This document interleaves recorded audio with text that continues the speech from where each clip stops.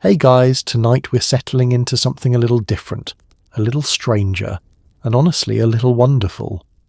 We're opening the pages of 1950-something magazines to look at the beauty advice they actually printed, in ink, for millions of housewives and daughters to read at the kitchen table. Some of it is oddly wise. Some of it will make your eyebrows rise right off your face. All of it tells us something true about what it meant to be a woman trying to look put together in a decade obsessed with Polish. Before we get into it, thank you so much to the viewer who suggested this one. You always seem to find the strange little corners of history that I would never think to look for on my own, and this channel is better for it. If tonight is your first time here, I would love it if you stuck around, and if you have a moment, a like, or a comment telling me where you are tuned in from means more than you know. And a gentle note if you have not heard yet, this channel is also on Spotify now, so if you would rather drift off to sleep with just the sound of a voice, the link is waiting for you in the description. Now go ahead and get yourself settled. Dim the lights if you can, turn on a fan for that soft steady hum, pull the blanket up, let your shoulders drop. What did it actually feel like to sit at a vanity table in 1953, cold cream cooling on your cheeks, a magazine open beside you? What did women believe about beauty when there was no internet to fact-check any of it? Only a glossy page and a confident voice telling you this works. What did the bathroom cabinet smell like back then? Witch hazel and talcum and something faintly like vinegar. What were mothers whispering to daughters about how to look lovely, and where did all of that advice actually come from? And just like that, it is 1954. The magazine is open on the kitchen table, still warm from the mailbox. Somewhere down the hall, a radio hums low. And you are about to find out exactly what the ladies of America were told to do to their faces. Let's start with something small, something almost tender in how seriously it was taken. In magazine after magazine, tucked between recipes and advice columns, sat advertisements and instructions for freckle cream, a paste meant to fade the little brown marks that summer left behind. Girls were told gently but firmly that freckles were something to be corrected rather than kept, and so they dabbed on creams made from lemon and buttermilk and hoped for the best under a bathroom bulb that buzzed just slightly. You can almost picture the scene if you close your eyes. A young woman standing at the sink, the porcelain cool beneath her palms, a small jar of pale cream open beside the faucet. The bathroom is narrow, the kind with a single frosted window that lets in soft, filtered light even at midday. She leans close to the mirror, tilting her chin, studying the faint constellation across her nose the way someone might study a map they were hoping to redraw. The cream smells faintly of lemon rain, and something a little chemical underneath. Not unpleasant, just unmistakably a product of its era. She smooths a thin layer over her cheeks and the bridge of her nose, careful not to get too close to her eyes, and waits. The magazine had said 15 minutes, patience rewarded with a lighter, more even complexion by summer's end. There is something almost meditative in the waiting. The way she sits on the edge of the tub with a damp cloth ready, listening to the muffled sounds of the house around her, a radio playing 2 rooms away, her mother's footsteps in the kitchen, the occasional creak of the floorboards settling. It is worth remembering that freckles in this era were rarely framed as charming or distinctive the way they sometimes are today.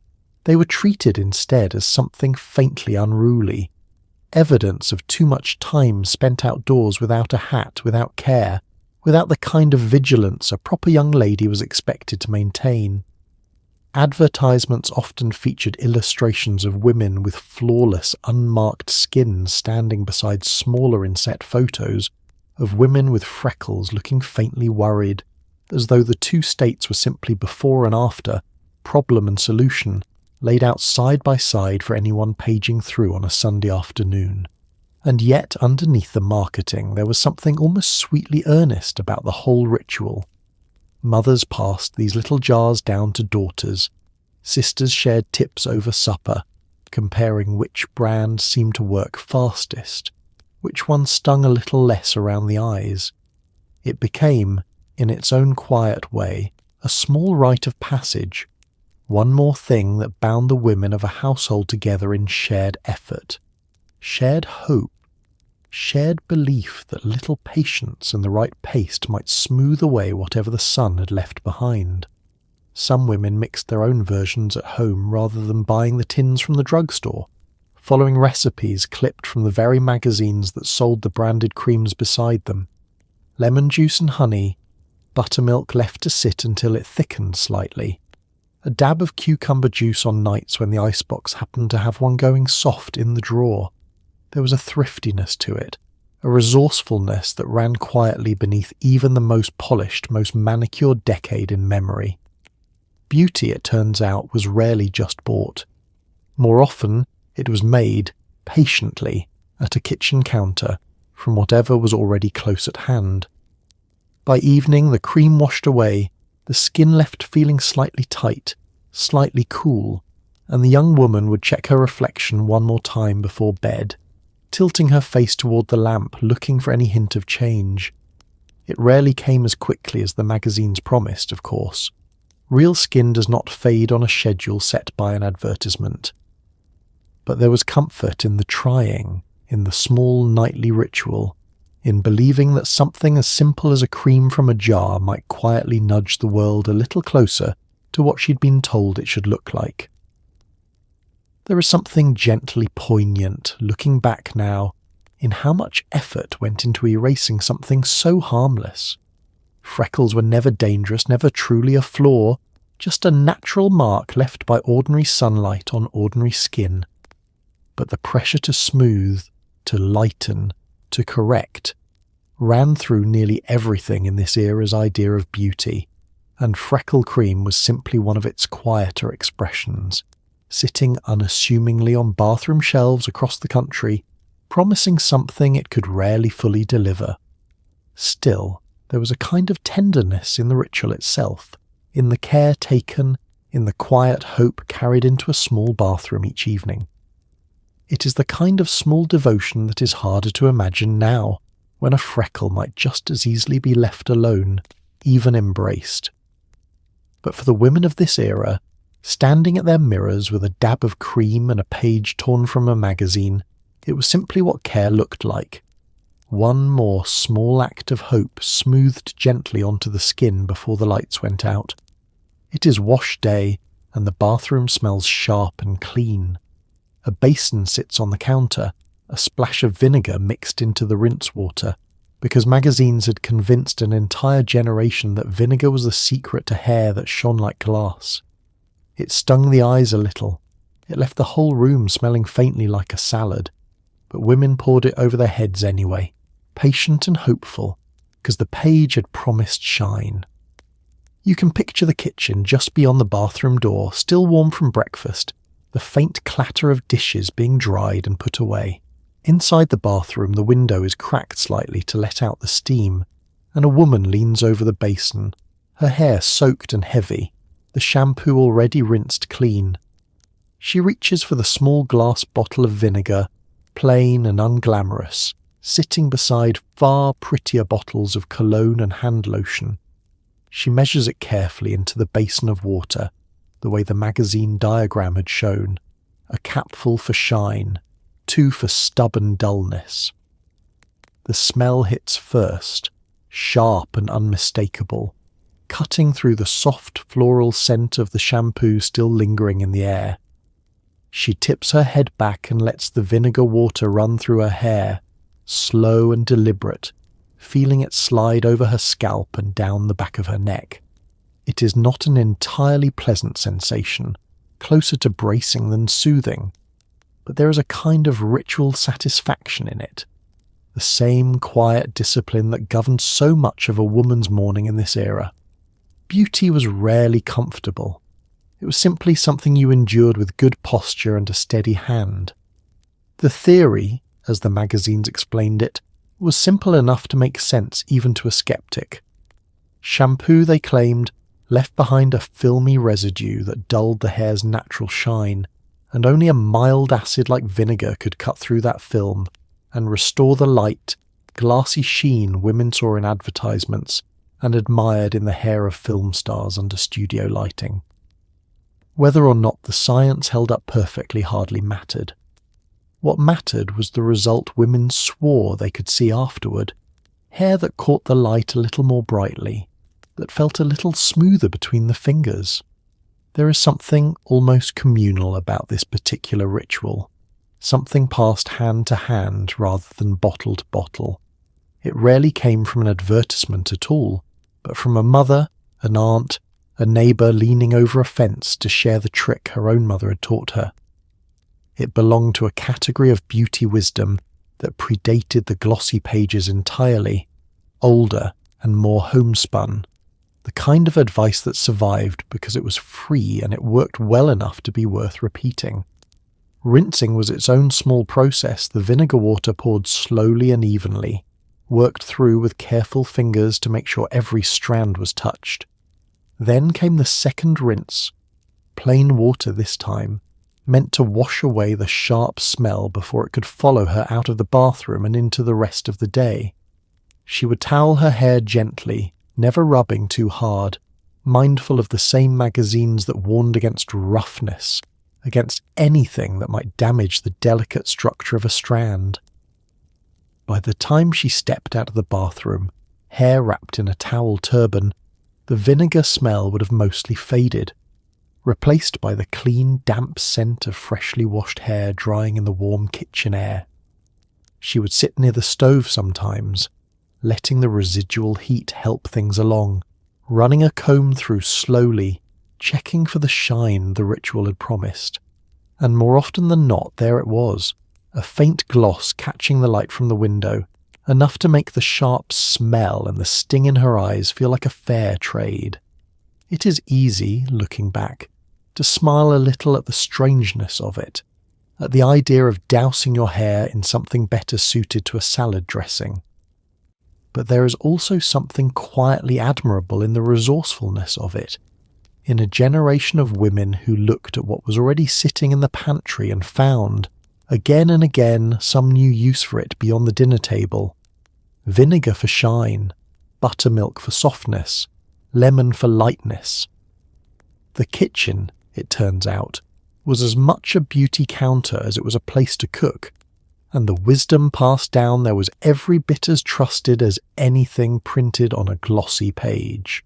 By evening, no trace of vinegar remained, only the soft, clean shine of hair that had been cared for with whatever was on hand, patience standing in for anything fancier, and a small, private satisfaction in a ritual that asked for very little and, more often than not, delivered exactly what it promised.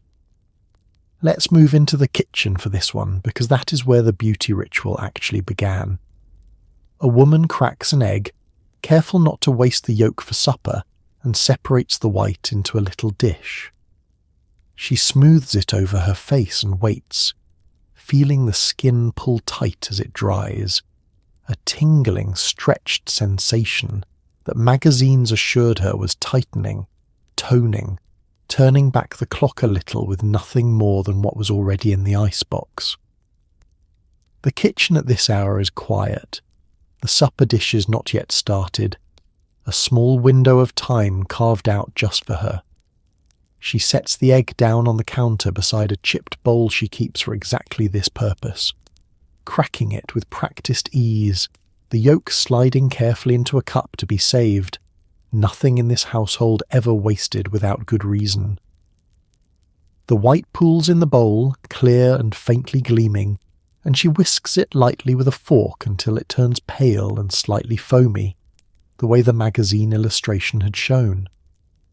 She carries the bowl to the small mirror hanging near the pantry, the light there dimmer than the bathroom but familiar, comfortable.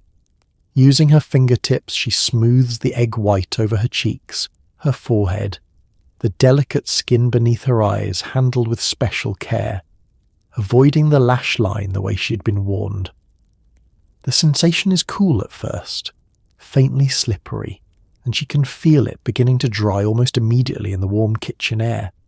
the skin beneath it drawing tighter with each passing minute. She sits then, in the one kitchen chair angled toward the window, and lets the mask do its work. There is a stillness required here that most of her day does not allow. 10 or 15 minutes where she cannot cook, cannot fold laundry, cannot answer the door without alarming whoever happens to knock. It becomes, almost by necessity, one of the only enforced pauses in an otherwise ceaseless day, a small pocket of quiet stolen back for herself under the guise of vanity. As the mask dries fully, the tightening sensation becomes more pronounced, drawing across her cheeks and forehead in a way that makes smiling feel almost effortful, a strange, taut sensation that the magazines promised was proof positive that the treatment was working, firming, lifting, undoing in 20 minutes what gravity had spent months quietly accomplishing. She resists the urge to touch her face, to test the tightness with a curious finger, knowing from experience that doing so would only crack the thin, dried layer before its time. When the time finally comes to rinse, she leans over the kitchen sink rather than making the walk back to the bathroom, splashing warm water gently over her face, feeling the dried egg white soften and slough away beneath her fingertips. The skin underneath feels different, not dramatically so, but there is a faint smoothness to it, a subtle glow that catches the kitchen light in a way that feels, if only for an hour or two, like something had genuinely shifted. There is a certain charm in a beauty treatment that costs nothing extra, that requires no trip to the drugstore, no waiting for a mail order package to arrive. It exists already in the icebox, in the everyday business of cooking supper, repurposed for a few quiet minutes before the yolk goes into tonight's custard, and the rest of the evening resumes its usual rhythm. It speaks to a particular kind of thrift that ran through so much of this era's beauty wisdom, the sense that a woman need not spend to be lovely, only look a little more closely at what she already had on hand. Word of these tricks passed easily between women, over back fences, across church pews, in the aisles of the grocery store while comparing the price of butter. Someone's daughter had tried it before a dance. Someone's sister swore it helped before her wedding photographs. And so it continued quietly, generation to generation, this small kitchen ritual requiring nothing more than an egg, a bowl, and a few stolen minutes of stillness in an otherwise busy day, the promise of firmer skin rinsed away as easily as it had been applied, leaving behind only a faint glow and the quiet satisfaction of having tended, however briefly, to herself. It is Saturday morning, and there is a very particular smell drifting from the bathroom, something rich and slightly tangy that has nothing to do with lunch. Magazines recommended working mayonnaise straight into dry, damaged hair, letting it sit under a shower cap while the radio played, promising softness that no shampoo alone could deliver. It felt strange, sitting there smelling faintly of a picnic, but the hair that emerged really did shine. The jar itself sits open on the edge of the bathtub, a full quart pulled from the icebox for exactly this purpose. Cool to the touch and faintly glistening under the bathroom light. She scoops out a generous handful, more than she'd ever use on a sandwich, and works it through the dry ends of her hair first, the parts most damaged by the summer sun and too many afternoons spent without a hat. The texture is thick, almost unpleasant between the fingers at first, but she persists, remembering the promise printed clearly enough to be memorized. Softer, shinier hair by the end of the treatment, no salon appointment required. Working it through takes real patience, section by section, her fingers massaging the mixture from root to tip, careful to coat every strand evenly the way the article had illustrated with careful little diagrams.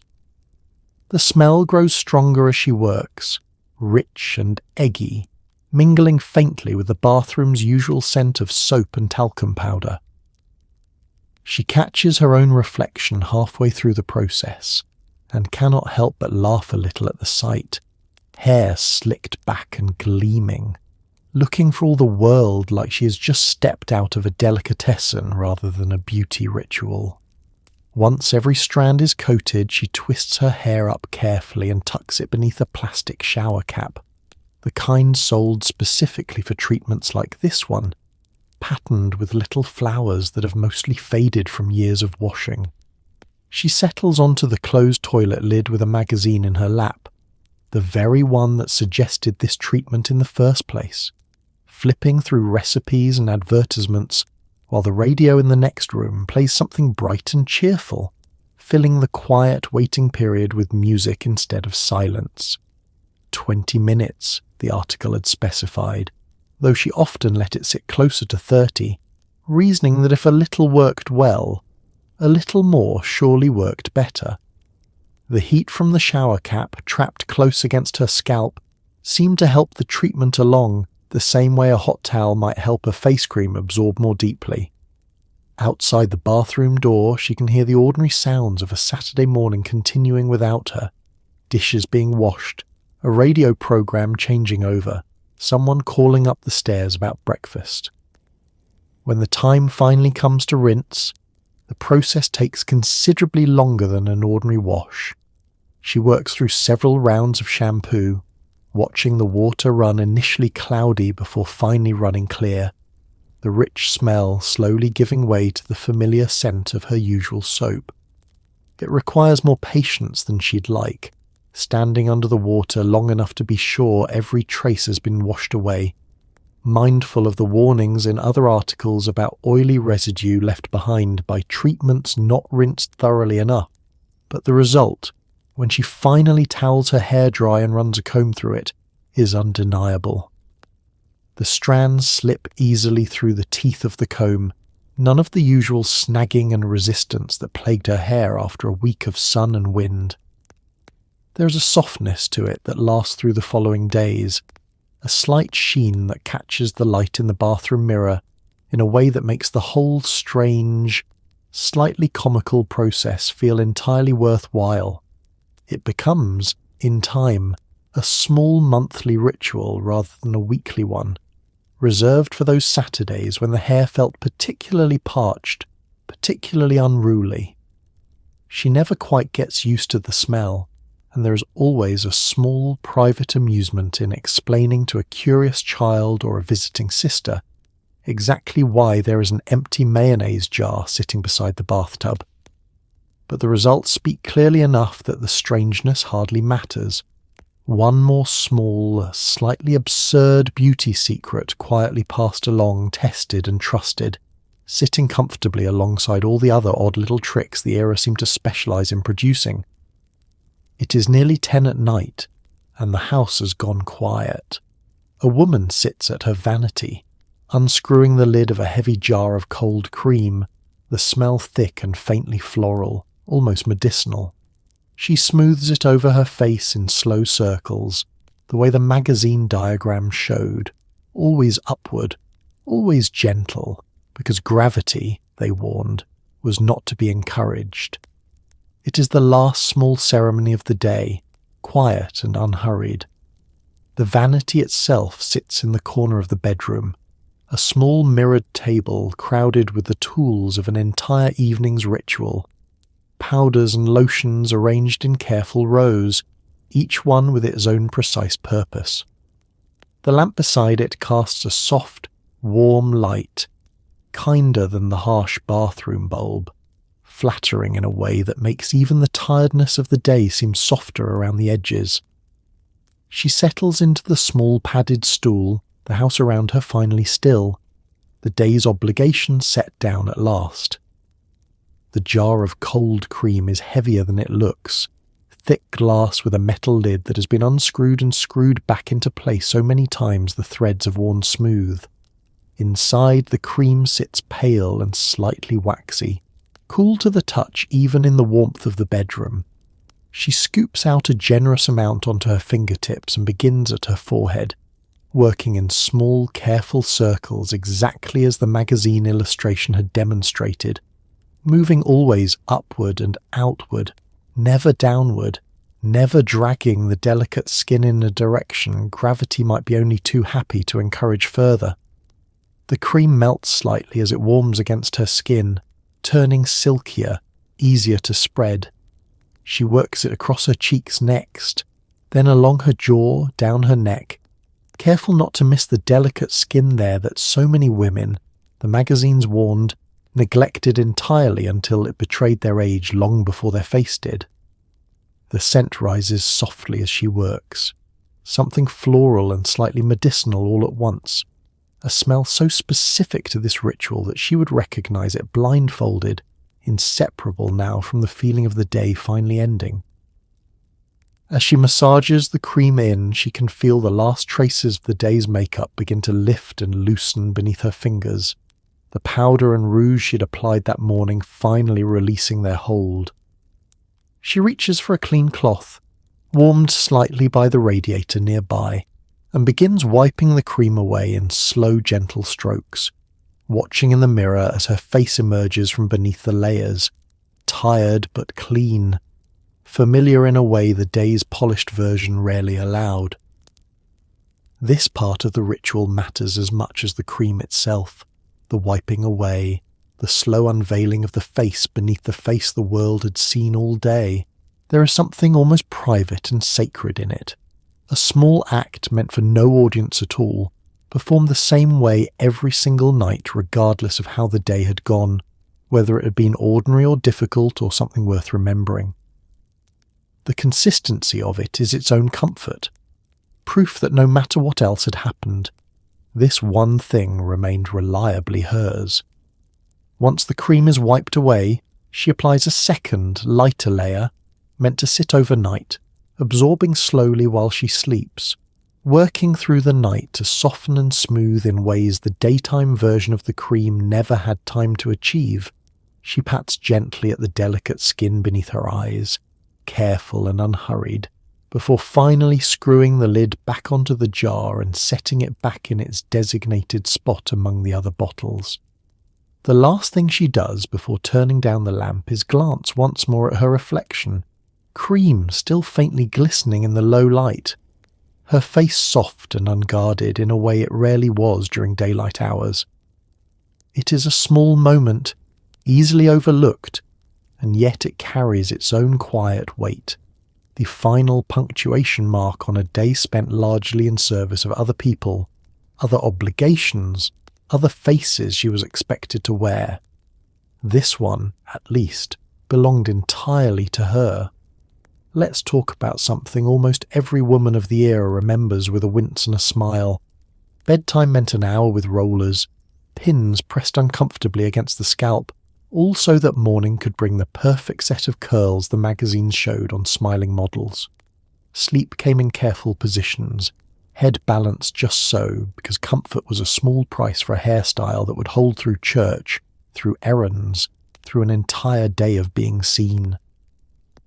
The process begins well before the lights go out, hair still slightly damp from the evening wash, combed through with careful, even strokes to remove any tangles that might disrupt the set. She reaches for the small tin of rollers kept on the corner of the dresser, pink and plastic, some slightly warped from years of use, each one selected for a particular section of hair depending on the size of curl desired. The larger ones for the crown, the smaller, tighter ones near the temples, where the magazines insisted the most delicate curls should frame the face. Section by section, she winds her hair carefully around each roller, rolling from the ends up toward the scalp, securing each one with a small metal pin or clip that presses firmly against the head.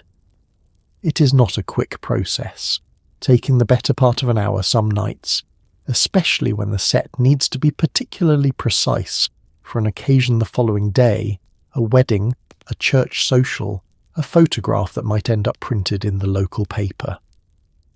By the time she finishes, her scalp is dotted with dozens of small, hard lumps, an uneven landscape she will somehow have to rest her head against for the next several hours.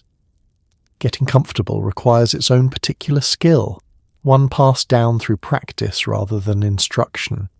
She learns, over years, the precise angle at which to position her head on the pillow, tilted just enough to avoid crushing the rollers at the crown, balance carefully so the ones near her temples do not dig too painfully into the sides of her skull. Some nights this proves more successful than others. She often wakes at odd hours, shifting position, repositioning a pillow that has slipped, pressing a hand gently against a roller that has begun to ache against her scalp. There is a particular kind of stoicism required of a woman willing to sleep this way night after night, a quiet acceptance that beauty, in this era especially, was rarely comfortable and rarely convenient. The rollers dig in. The pins occasionally slip loose in the night and have to be located by feel in the darkness, pressed back into place with sleepy fumbling fingers. And yet, morning after morning, women across the country submitted to this same uncomfortable ritual, trusting that the reward waiting for them at sunrise would make the restless night worthwhile. And more often than not, it did. Unwinding the rollers in the morning light carried its own small satisfaction, each section releasing into a neat bouncing curl, the overall effect precisely as promised, soft and full and holding its shape in a way that no amount of ordinary brushing could ever replicate. She would run her fingers through the curls, testing their bounce, checking the mirror from several angles before finally reaching for a light dusting of hairspray to lock the set firmly into place for the day ahead.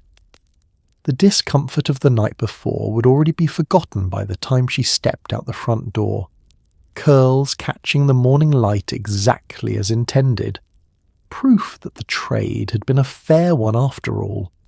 It became, over time, simply part of the rhythm of a week, roller nights falling before the days that mattered most, Sundays, special occasions, any day when appearance carried a little extra weight.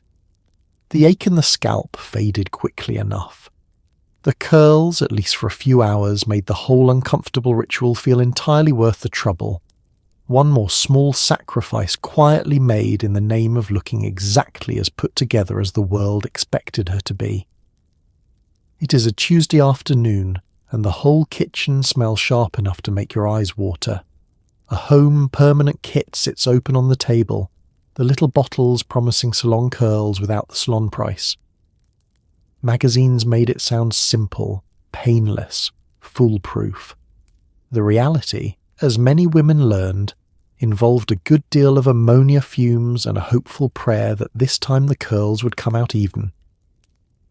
The kitchen table has been cleared of its usual clutter and covered instead with old newspaper, a precaution learned the hard way after a previous attempt left faint chemical stains on the tablecloth that never fully washed out.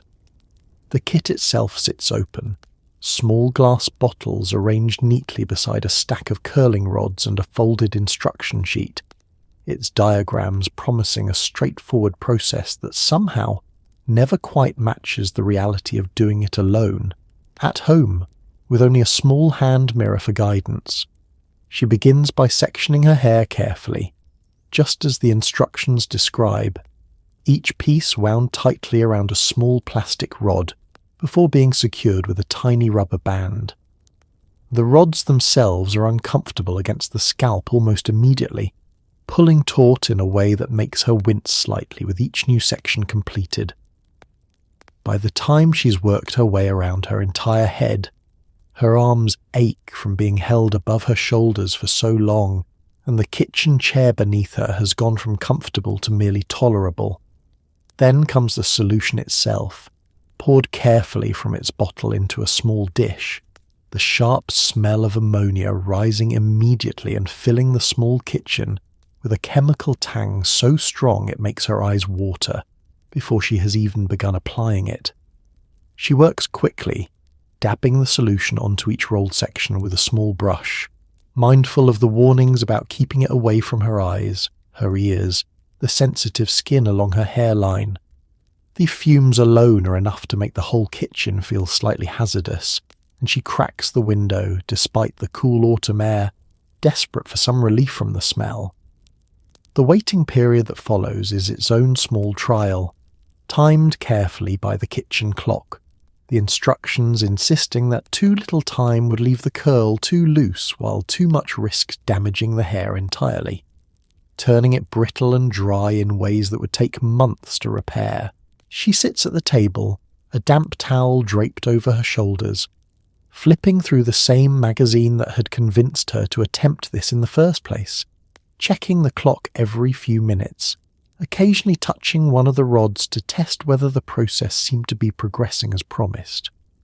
When the time finally arrives, the rinsing process brings its own relief, the sharp smell finally beginning to fade as she works the neutralizing solution through her hair, section by section, unwinding each rod carefully to check the curl underneath. Some sections spring into tight, even curls exactly as intended.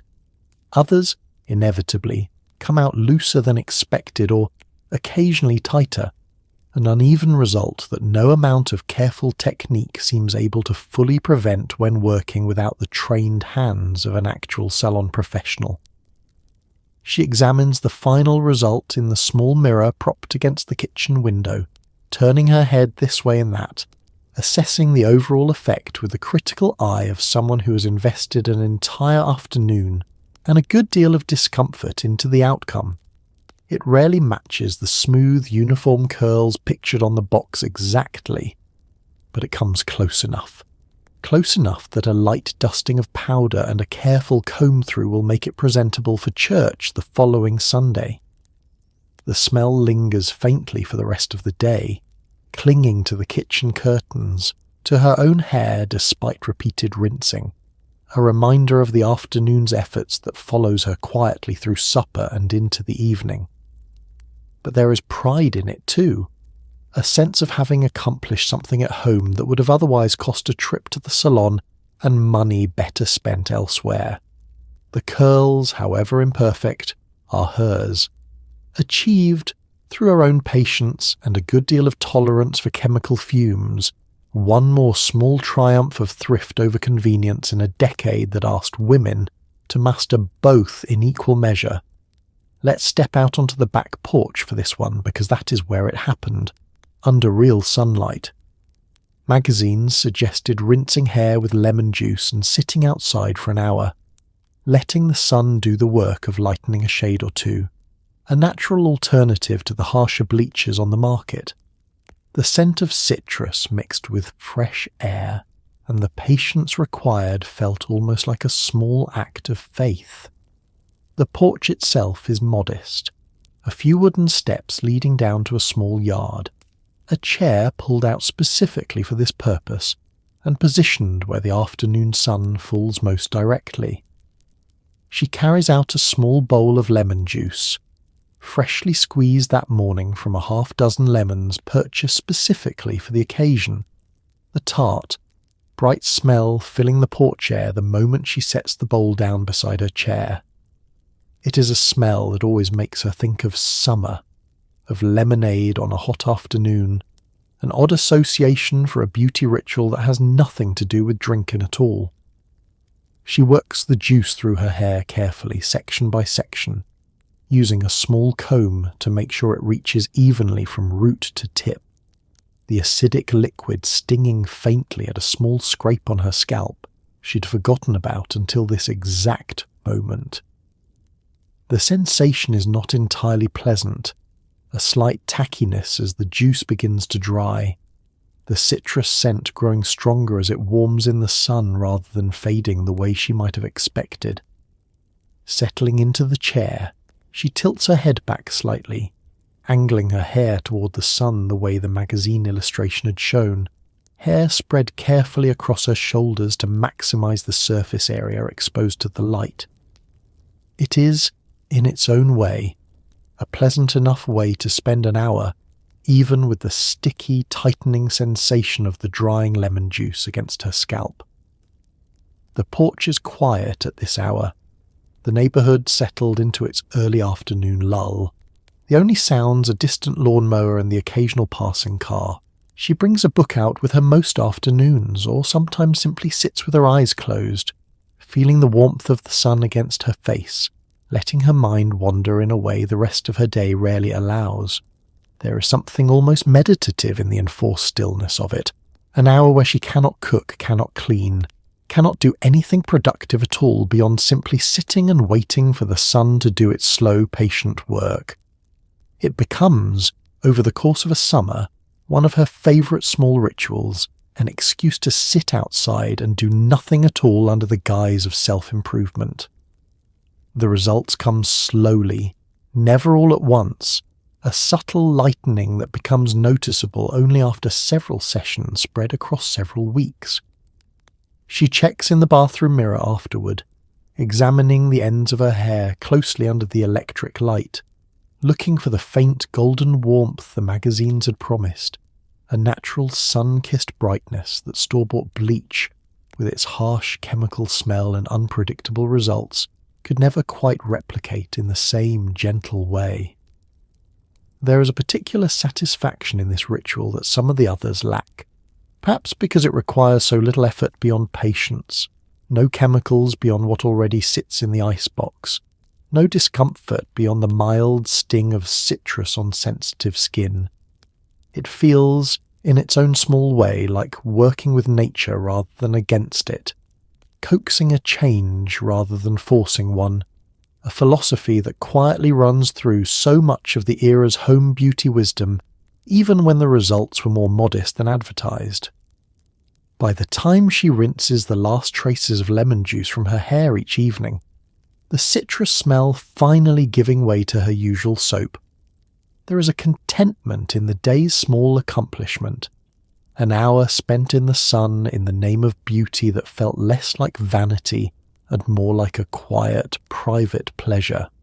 One more small ritual carved out of an ordinary week, asking for nothing more than sunlight, patience, and a bowl of lemon juice already sitting on the kitchen counter. It is the one jar that seemed to do a little of everything, sitting quietly on the bathroom shelf.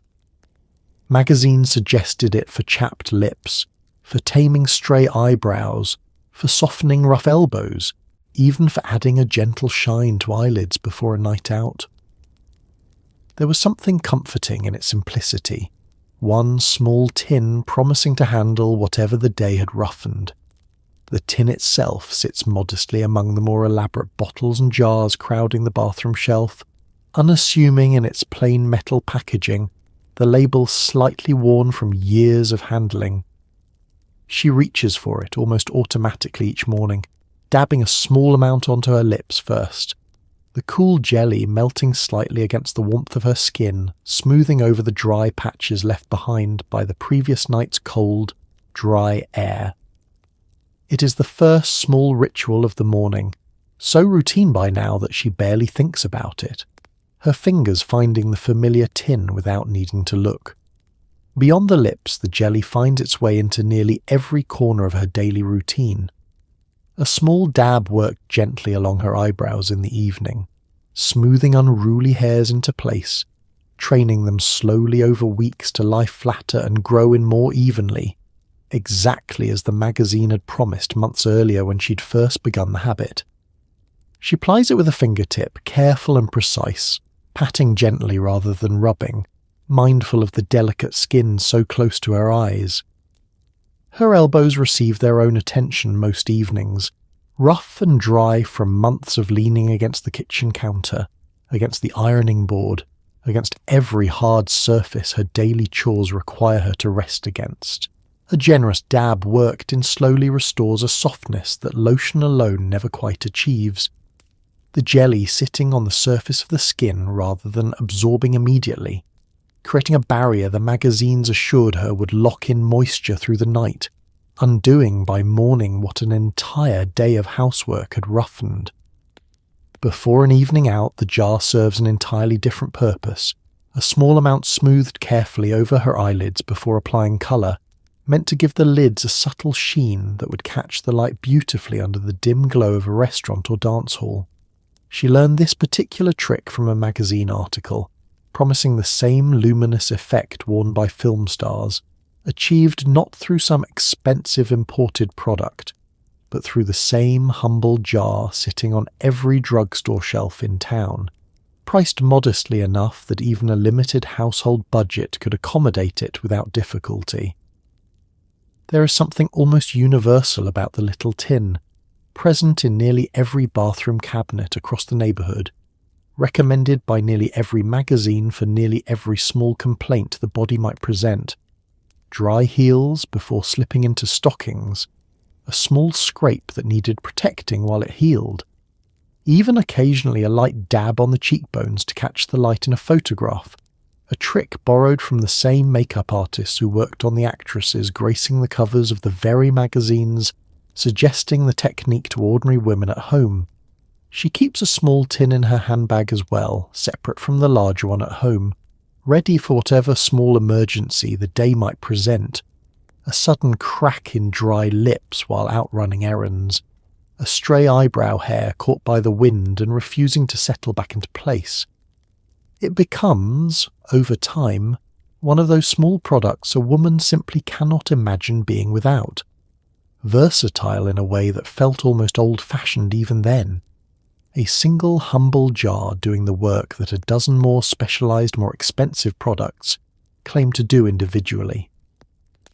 By the time she reaches for the tin one final time each night, smoothing a bit onto her lips before turning down the lamp, there is a quiet familiarity to the gesture, one small constant in a routine otherwise filled with so many different creams, powders and lotions, each with their own specific purpose and precise instructions. The petroleum jelly asked for none of that precision.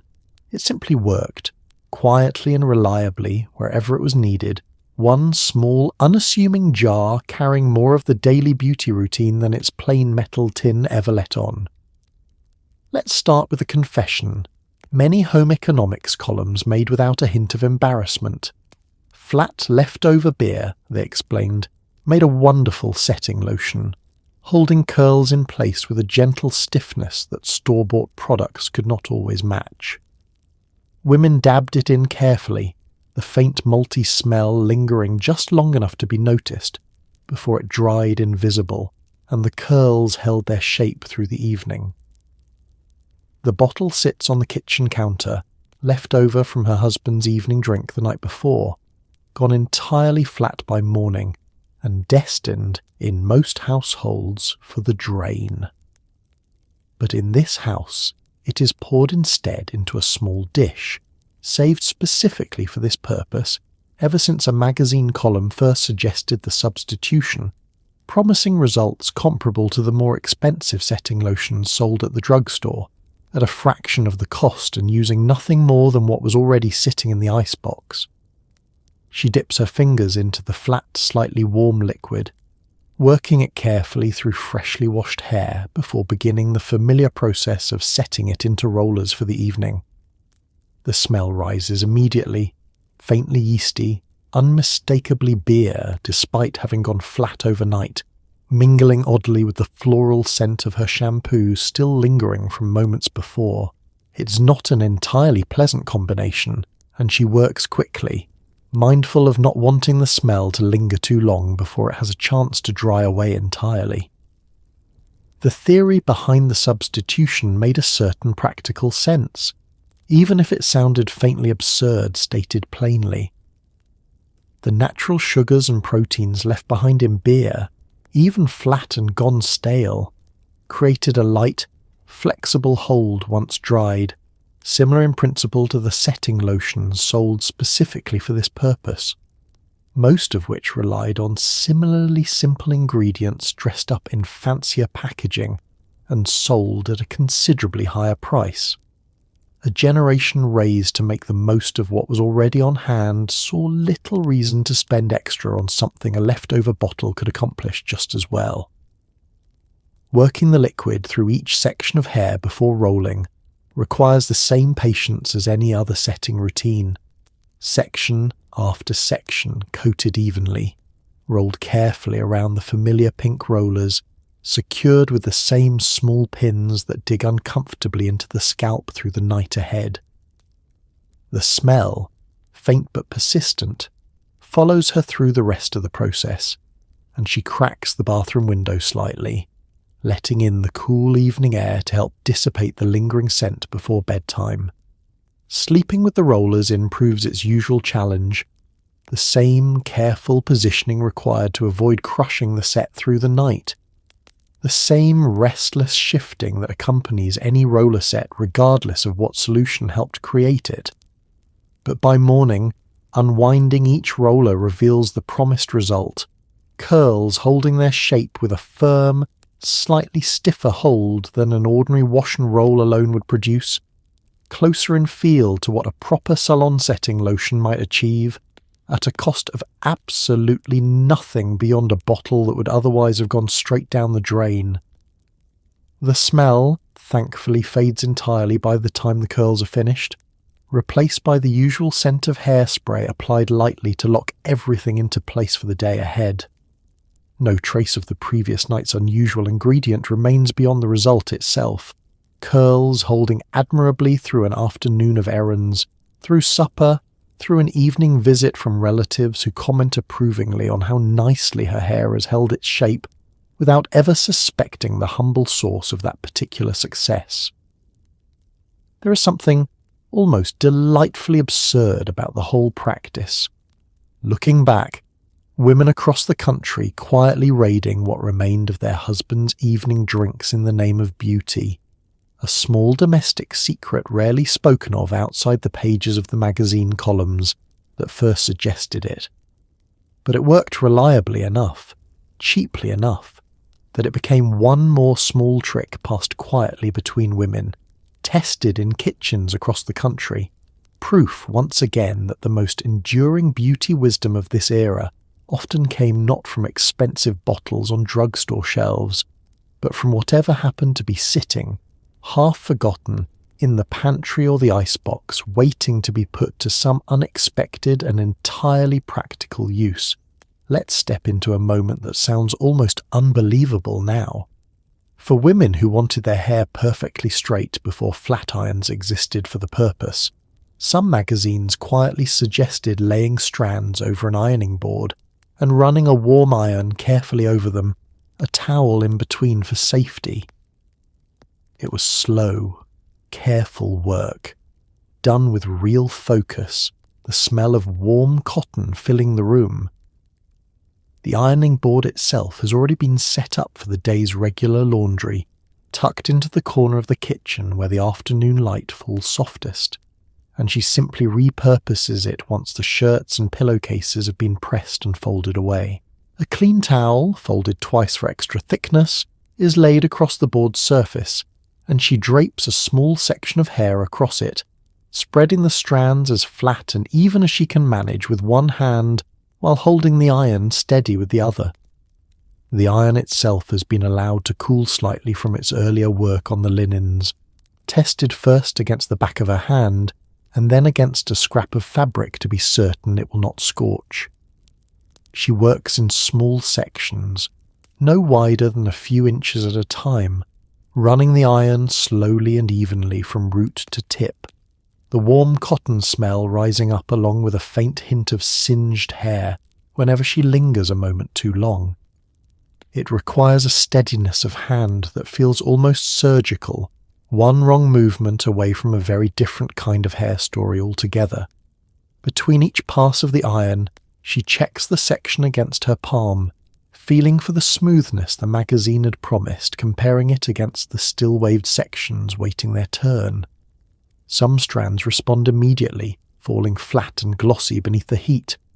Others resist, springing back toward their natural wave the moment the iron lifts away, requiring a second and sometimes a third pass before they finally submit to the flatness she's after. The process takes the better part of an hour, section by careful section, her arm growing tired from holding the same position again and again, her neck aching slightly from bending over the ironing board for so long. She works methodically, moving from the back of her head toward the front, saving the sections that will frame her face for last, when her hand has grown surest and the risk of an uneven pass has lowered considerably through practice. There is a particular tension to this ritual that some of the era's gentler beauty routines lack, an awareness the entire time that a moment's carelessness could mean a scorched strand, a small burn against the scalp, or worse, an uneven singe that would take weeks to grow out and disguise. She keeps a small dish of water nearby, just in case, though she has never yet needed it, and works with the same careful attention she might give to a task in the kitchen involving a hot stove and something delicate simmering on top of it. By the time she finishes the last section, her hair lies flat and glossy across her shoulders, straighter than any brush or comb alone could ever achieve, catching the afternoon light in a way that makes the whole slow, faintly dangerous process feel worthwhile. She runs her fingers through it once, testing the smoothness, before setting the iron aside to cool completely and folding the towel away, the faint smell of warm cotton and lightly singed hair lingering in the kitchen for a while afterward. It is not a ritual she performs often, reserved instead for occasions that call for something more polished than her usual waves, a wedding, a photograph, a visit from relatives she hasn't seen in years. The effort involved feels almost ceremonial in its rarity, a beauty routine too demanding, too faintly risky to become part of an ordinary week's rhythm. And yet when the occasion calls for it, there is a quiet satisfaction in having achieved something so smooth and deliberate using nothing more than the same iron that pressed the morning shirts. One more small proof that a woman's tools rarely needed to be specialised to accomplish something worth admiring. By evening her hair holds its flatness well, falling in a smooth, straight line that draws a few admiring comments from her husband, who has no idea of the careful, slightly nerve-wracking hour spent achieving it. She simply smiles and says nothing beyond a small thank you, the secret of the ironing board tucked away along with so many other small domestic beauty tricks, known only to the woman who performed them, quietly, patiently, in a kitchen corner most afternoons would never think to notice. It is the last small step before the lights go out. A dab of petroleum jelly smoothed gently over the eyebrows was said to train unruly hairs to lie flat and grow in smoother over time. It felt like such a small, almost silly ritual, and yet it became as automatic as brushing teeth. One more quiet promise whispered from the page to the mirror. She reaches for the small tin kept on her nightstand specifically for this purpose, separate from the larger jar in the bathroom, close enough at hand that she never has to leave the warmth of her bed once she's already changed into her nightgown and settled in for the evening. Dipping a fingertip in, she carries just enough to the small mirror propped against her lamp, working it carefully along each eyebrow in slow, deliberate strokes, smoothing the hairs upward and outward the way the magazine illustration had demonstrated months earlier. The sensation is cool at first against her skin, warming slightly as she works it in, and she takes her time with it, mindful of the delicate skin so close to her eyes, careful never to apply too much or press too firmly. It is a small enough gesture that it barely registers as effort at all, more habit now than decision, her fingers finding the familiar shape of each brow without needing to look too closely in the dim lamplight. The theory behind the ritual, as the magazine had explained it, involved a kind of gentle training, coaxing unruly hairs into a smoother, more uniform pattern over weeks and months of consistent care, discouraging the stray hairs that always seem to spring up at odd angles, no amount of daytime grooming ever fully tamed. She had been sceptical at first, unconvinced that something so simple could accomplish what tweezing and brushing throughout the day never quite managed, but the results, slow as they were, had proven persuasive enough to keep the habit going. There is something almost meditative in the repetition of it, night after night, the same small motion performed in the same quiet moments before sleep, a bookend to the day that asks for nothing beyond a few seconds of attention. She often catches herself thinking through the following day's tasks while her fingers move automatically through the familiar routine, her mind already halfway toward tomorrow while her hands finish tending to tonight. Once both brows have been smoothed and set, she wipes her fingertip clean on a small cloth kept beside the tin and settles back against her pillow, the faint, cool sensation lingering pleasantly against her skin as she reaches over to turn down the lamp. The room falls into darkness, and the small ritual, so minor it barely counts as effort at all, becomes simply one more marker of the day's proper ending, alongside the folding back of the quilt and the last check of the window latch. In the morning, she examines the results in the bathroom mirror, running a finger lightly across each brow, checking for the smoothness the nightly ritual promised. The change, when it comes, arrives slowly, barely noticeable from one week to the next, but looking back across a season, she can see a genuine difference. Brows that lie flatter, grow in more evenly, require less daily correction than they once did. It feels, in its own small way, like proof that patience and consistency could accomplish quietly what more dramatic efforts sometimes fail to achieve at all. She has passed the habit along to her daughter now, showing her the same small motion, the same careful attention to the delicate skin around the eyes, a tiny inheritance handed down the way so much of this era's beauty wisdom travelled, mother to daughter, page to mirror, one small nightly ritual at a time. It asks for almost nothing, and yet it has become, over the years, one of those small constants that mark the quiet, private end of every single day. Long after the lights of the household have otherwise gone dark, let's move to something a little more medicinal in feeling. Magazines of the era sometimes recommended a mild boric acid rinse for tired eyes, meant to soothe and brighten after a long day of squinting under fluorescent office lights or leaning over a sewing machine. It was handled carefully, almost solemnly, a small dropper and a steady hand. The kind of ritual that felt more like a doctor's instruction than a beauty tip. The small blue bottle sits on the bathroom shelf beside the aspirin and the cotton balls, purchased from the drugstore on the recommendation of a magazine column that promised relief for eyes strained from a full day's work. She measures the powder carefully into a small glass of warm water, stirring until it dissolves completely, the solution turning clear and faintly medicinal in its plainness, nothing like the perfumed lotions crowding the rest of her vanity. Using a small eye cup purchased specifically for this purpose from the same drugstore, she leans over the sink and tips her head back slightly, holding the cup against her closed eye before tilting forward carefully, letting the solution wash gently across her lashes and the delicate skin surrounding them. The sensation is cool and mild, nothing sharp or stinging the way some of her other beauty treatments manage to be, simply a quiet, careful cleansing that leaves her eyes feeling refreshed in a way plain water never quite achieves.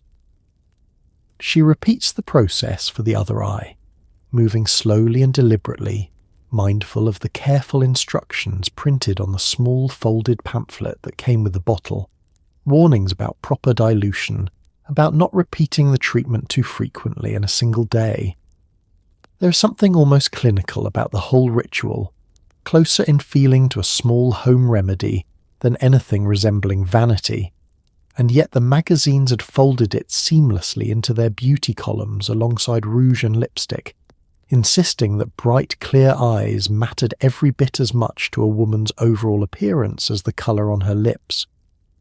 Afterward, she blinks carefully in front of the mirror, checking for the brightness the treatment promised, comparing the whites of her eyes now against how they had looked earlier in the evening, tired and slightly reddened from a long day spent squinting over needlework in dim lamplight.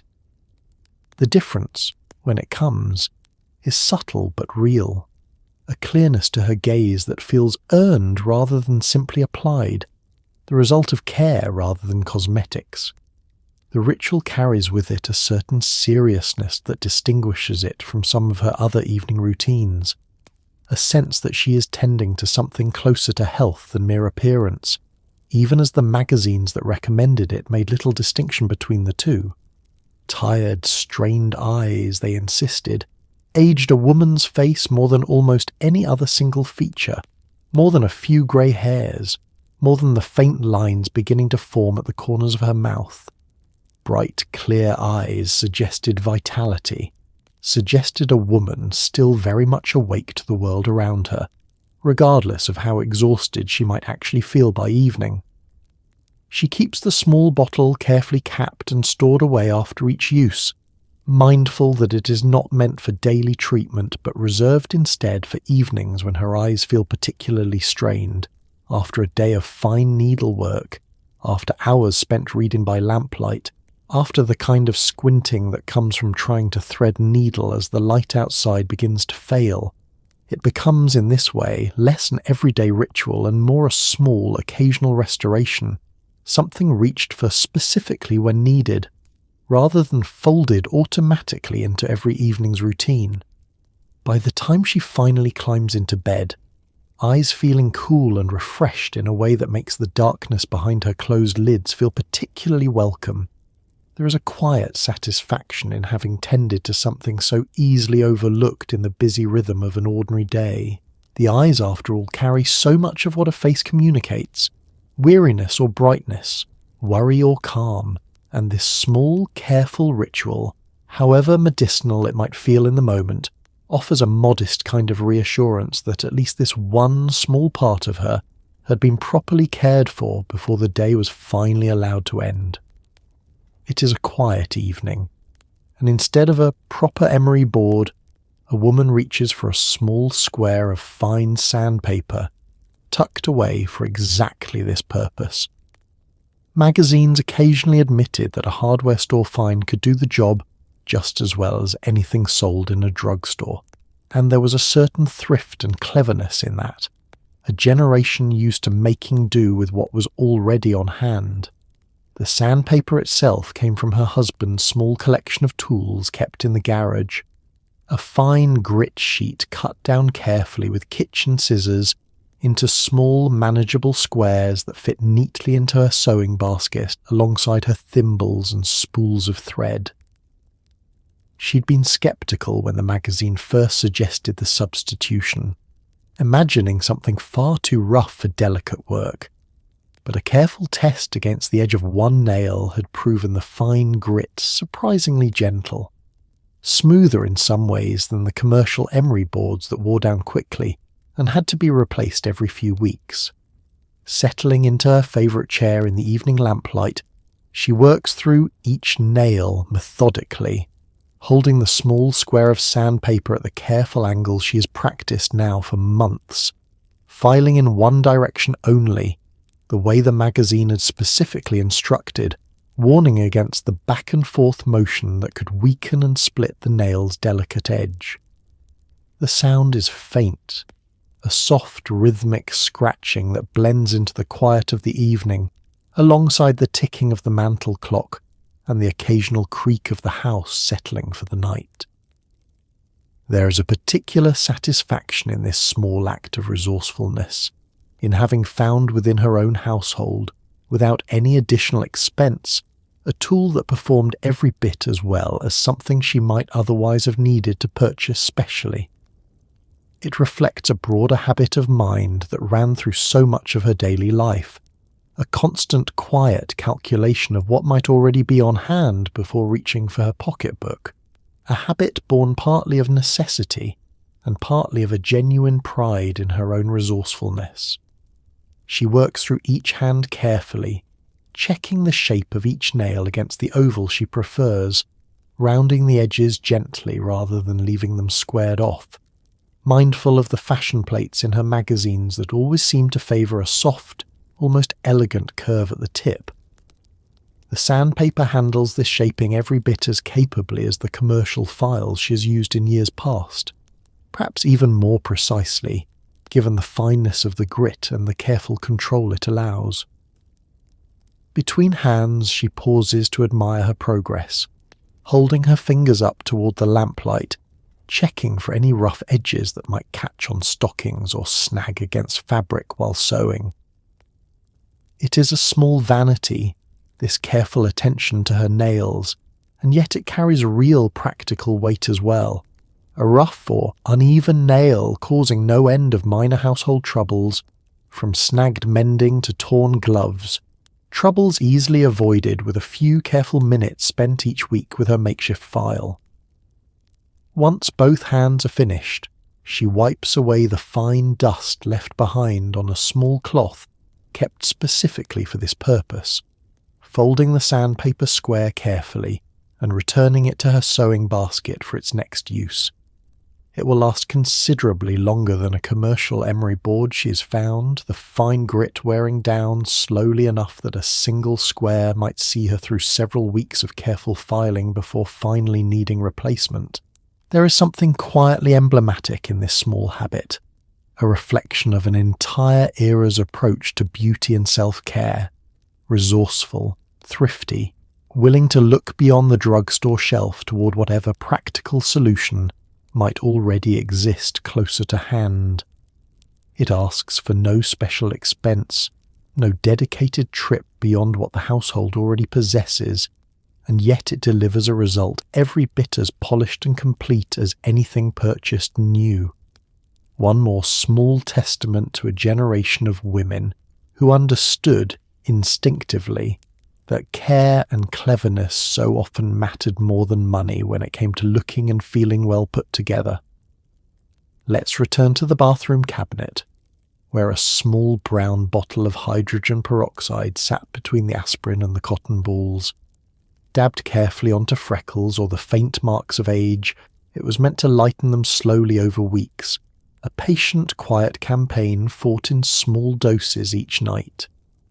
The sting was mild, almost reassuring, proof that something was happening. The bottle itself is small and unassuming, its brown glass dulled slightly from years sitting on the same shelf, the label worn soft at the edges from repeated handling. She reaches for it each evening after her regular washing routine, dampening a small cotton ball with just enough of the solution to dab lightly against the faint marks scattered across the backs of her hands and along the bridge of her nose, careful never to apply too much, mindful of the warnings about irritation that came printed clearly on the pharmacy's own instruction sheet. The sensation, when the cotton ball first touches her skin, carries a faint tingling sting. Not painful exactly, but noticeable enough that she's learned over time to expect it, almost welcoming it now as confirmation that the treatment is doing precisely what it promises. She works methodically across each small spot, patient and unhurried, the bathroom quiet around her except for the faint hum of the light fixture overhead and the occasional drip of the faucet that never seems to fully stop no matter how tightly her husband tightens it.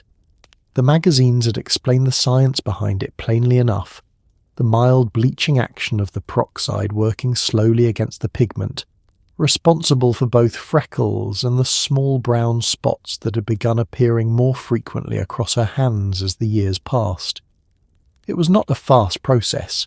The articles were careful to warn, requiring weeks of consistent, patient application before any real difference became visible, a discipline that suited her temperament well enough, accustomed as she was to the slow, steady rhythms of housework that rarely offered instant results either. She checks her progress every few days, holding her hand up to the bathroom light, comparing the faint marks against how they had looked when she began the treatment weeks earlier. The change, when it finally comes, arrives gradually, a slight lightening here, a spot fading almost imperceptibly there, the kind of progress easy to miss day to day but undeniable when measured across a full season of careful, nightly attention. There is a particular seriousness to this ritual that distinguishes it from some of her more purely cosmetic routines, closer in feeling to a small medical regimen than an ordinary beauty habit, complete with careful dosing and patient waiting periods. The magazines themselves seem to encourage this framing, describing the treatment in language borrowed from pharmacy rather than glamour, emphasizing caution and moderation over the promises of instant transformation that coloured so much of their other beauty advice. She keeps the cotton balls used for this particular ritual separate from those used for her regular evening cleansing, a small habit of organisation that helps her remember which spots have already received their nightly treatment and which still await their turn. It becomes, over the weeks, a small private project, tracked carefully, tended patiently, the kind of quiet self-improvement that asks for nothing beyond consistency and a willingness to accept that real change comes slowly, if it comes at all. By the time she caps the bottle each night and returns it to its familiar spot on the shelf, there is a modest satisfaction in having tended once again to this small ongoing effort. One more quiet ritual added to an evening already filled with careful attention to cold cream, to rollers, to the dozen other small routines that together make up the full ceremony of preparing for sleep. The marks fade slowly, if they fade at all, but the tending itself carries its own value, a nightly reminder that even the smallest, most patient efforts mattered in a world that asked women to maintain a particular kind of unblemished appearance for as long as they possibly could. It is a warm afternoon, and the powder puff makes a soft little cloud as it meets the skin. Magazines suggested talcum for everything from oily foreheads to sticky summer thighs to freshening shoes overnight. This scent, powdery and faintly floral, became one of the defining smells of the decade, drifting from bathroom cabinets and dresser drawers alike. The tin sits open on the vanity, its familiar scent rising up the moment the lid comes off, a soft floral fragrance that has become so associated with this particular hour of the afternoon that she can hardly separate the smell from the ritual itself. She dips the puff into the fine white powder, tapping away the excess before bringing it to her face, working it gently across her forehead and the bridge of her nose, spots that always seemed to catch a faint sheen by mid-afternoon, regardless of how carefully she had set her makeup that morning. The powder settles softly against her skin, absorbing the slight oiliness that the summer heat always seems to encourage, leaving behind a matte finish that feels considerably more comfortable than the shine it replaces. She checks the effect in the small hand mirror kept on the vanity, turning her face this way and that under the afternoon light streaming through the window, satisfied with the smooth, even finish the powder has restored. But the tin's usefulness extends well beyond her face, and she keeps a second, larger container specifically for the rest of her daily needs, dusted generously beneath her arms after her morning wash, along the backs of her knees and the inside of her thighs during the particularly warm months when the summer heat makes everything feel just slightly sticky and uncomfortable beneath her stockings. The powder absorbs the moisture and softens the friction of fabric against skin in a way that feels almost like a small mercy on the hottest afternoons, when even a light cotton dress seems to cling more than she would like. Her shoes receive their own attention as well, a light dusting shaken into each pair before she puts them away for the evening, meant to absorb whatever dampness the day's walking had left behind and keep the leather from developing an unpleasant smell over time. It is a habit passed down from her own mother, who swore by the same trick, insisting that a well-kept pair of shoes required exactly this kind of quiet, unglamorous attention if they were meant to last through several seasons of wear. Even her dresser drawers carry a faint dusting tucked into the corners, meant to keep her folded stockings and undergarments smelling fresh between washings, the same floral scent she associates with her own morning routine now settling quietly into the fabric of everything she owns.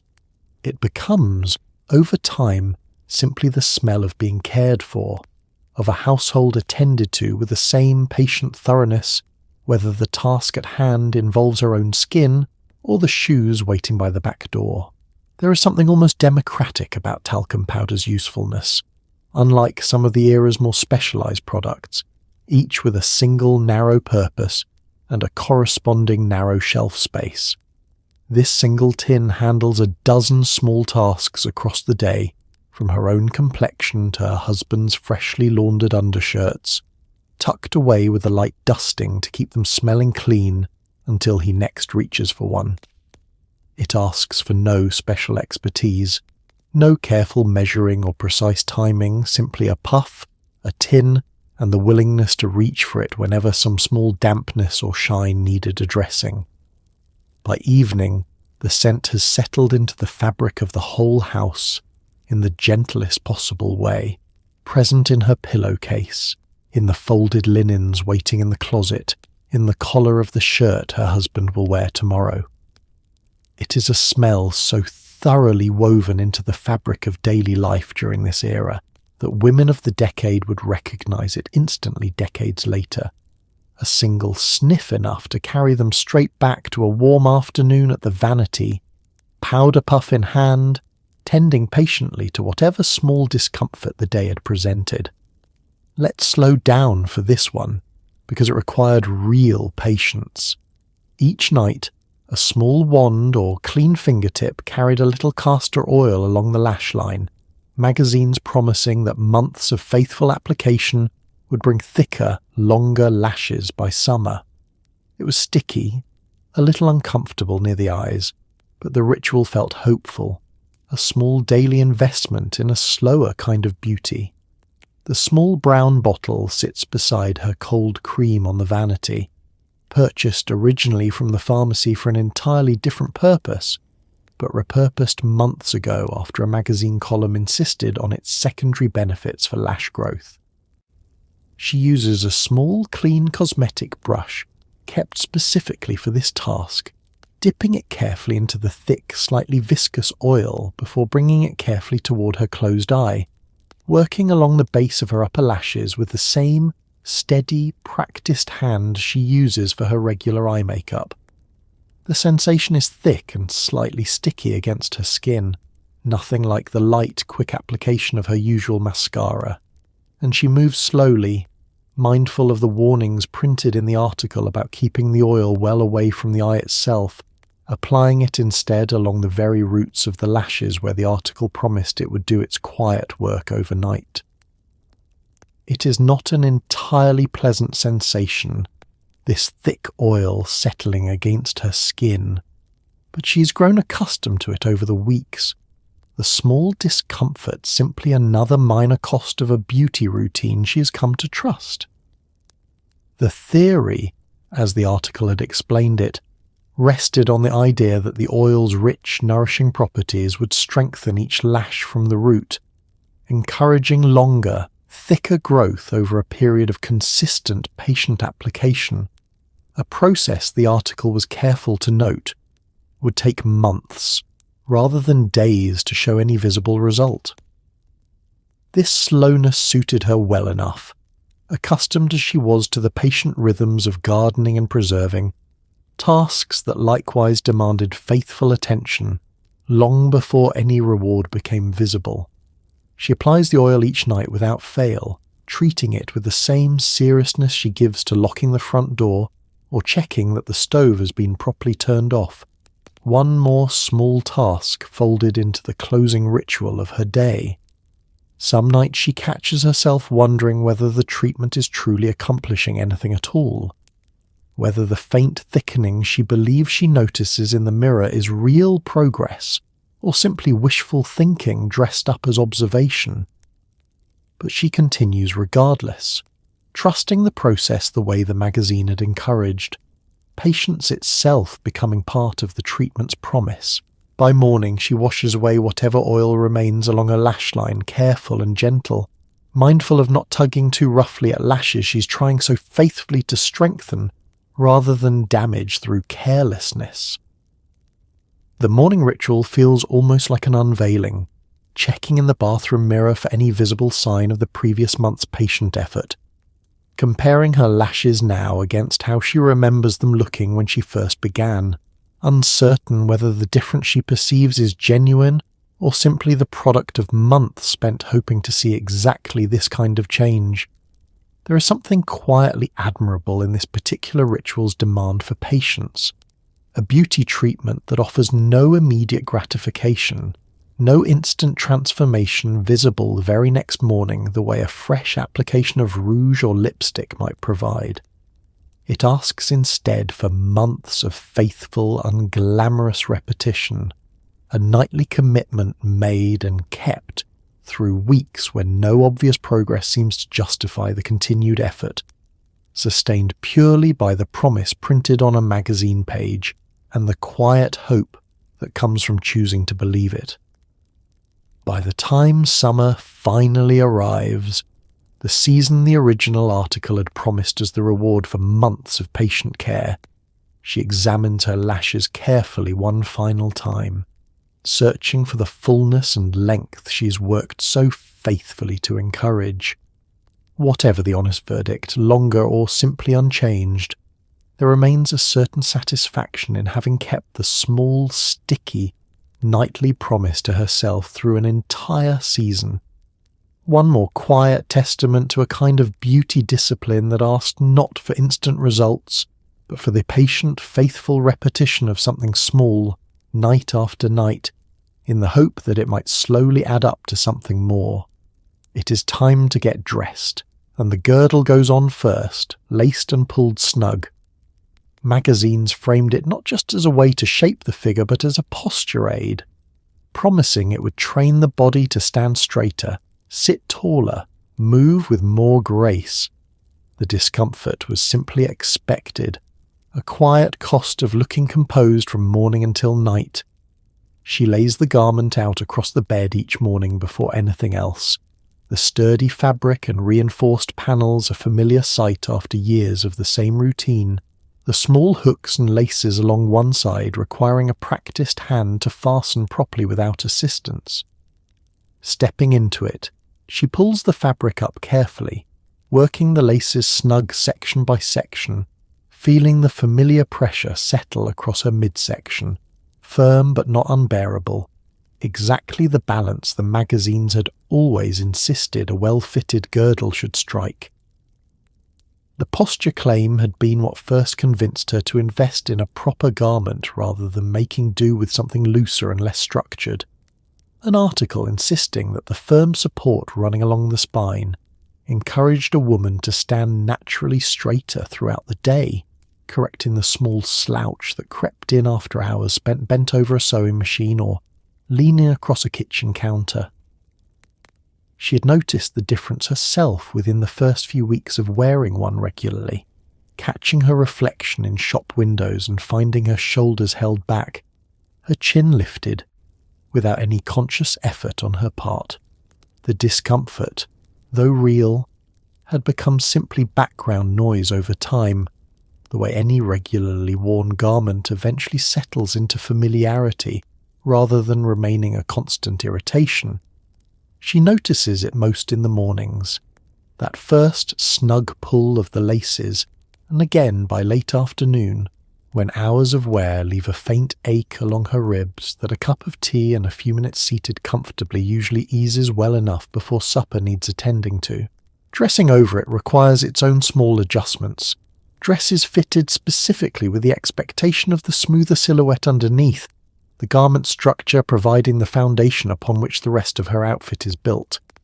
She has learned, through trial and considerable error, which dresses sit most comfortably over the firmer panels, and which seem to fight against the garment structure no matter how she adjusts either one, and she dresses accordingly, favouring the styles that work in harmony with what lies beneath rather than against it.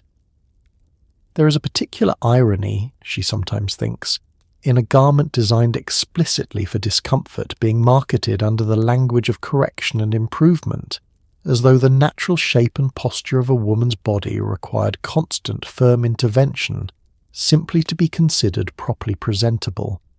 But the magazines rarely question this premise directly, framing the girdle instead as simply one more tool in a woman's arsenal, no different in principle from a well-fitted pair of shoes or a properly pressed collar, each contributing to the same overall impression of a woman put together, disciplined, ready to meet whatever the day required of her. By the time she's finished dressing each morning, the girdle's firm structure already settled into place beneath her clothes, there is a particular confidence that comes with the posture it enforces, shoulders back, spine straight, a bearing that feels almost regal regardless of whether she's heading to church or simply out to hang the morning's laundry.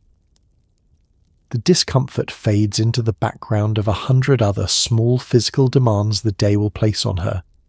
One more quiet cost paid gladly enough in exchange for the composed bearing it helps maintain. At the end of the day, unlacing the garment carries its own small relief, the familiar loosening of pressure across her ribs, the deep breath that follows feeling almost luxurious after hours spent held carefully upright. She hangs the garment carefully to air out before its next wearing, already anticipating tomorrow's routine. The same firm lacing, the same corrected posture, one more small, expected discipline folded quietly into the daily ritual of simply getting dressed and ready to face whatever the world might ask of her next.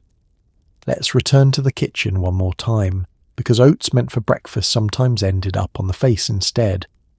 Mixed with a little warm water or milk, oatmeal became a gentle mask, magazines promising it would calm redness and soften rough patches. It smelled warm and familiar, almost like the breakfast it was borrowed from, sitting on the skin for a quiet 10 minutes.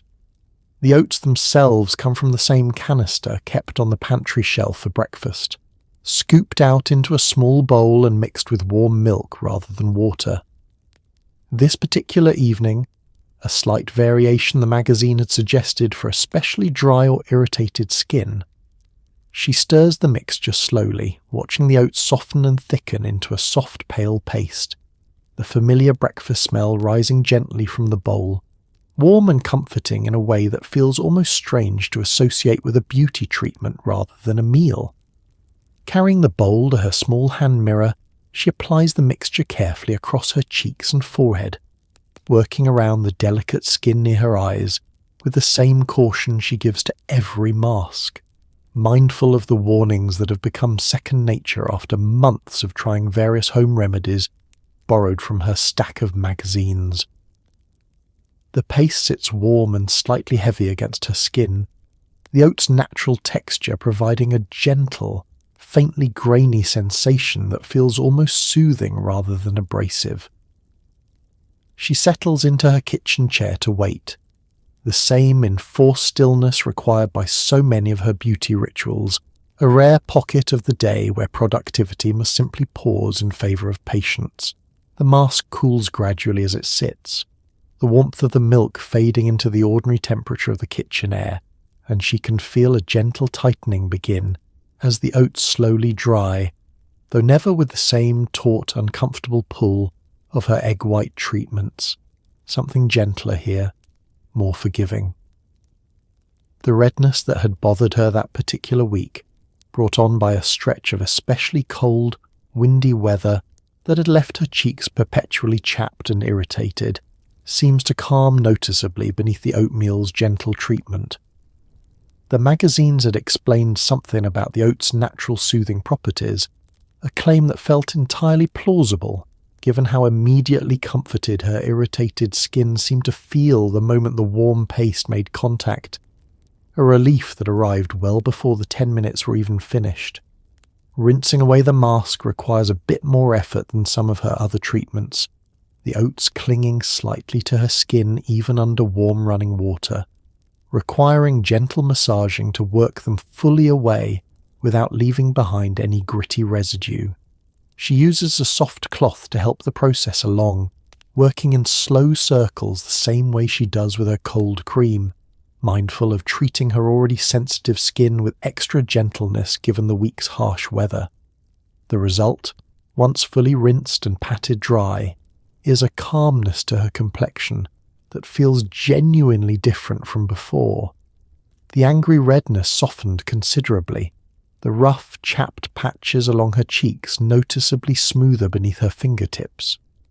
It is one of the more reliably effective treatments in her regular rotation. gentle enough to use even on her most sensitive days, unlike some of the more astringent or acidic remedies that occasionally leave her skin feeling worse before it feels better. There is a particular comfort in a beauty treatment so closely tied to something as ordinary and nourishing as breakfast.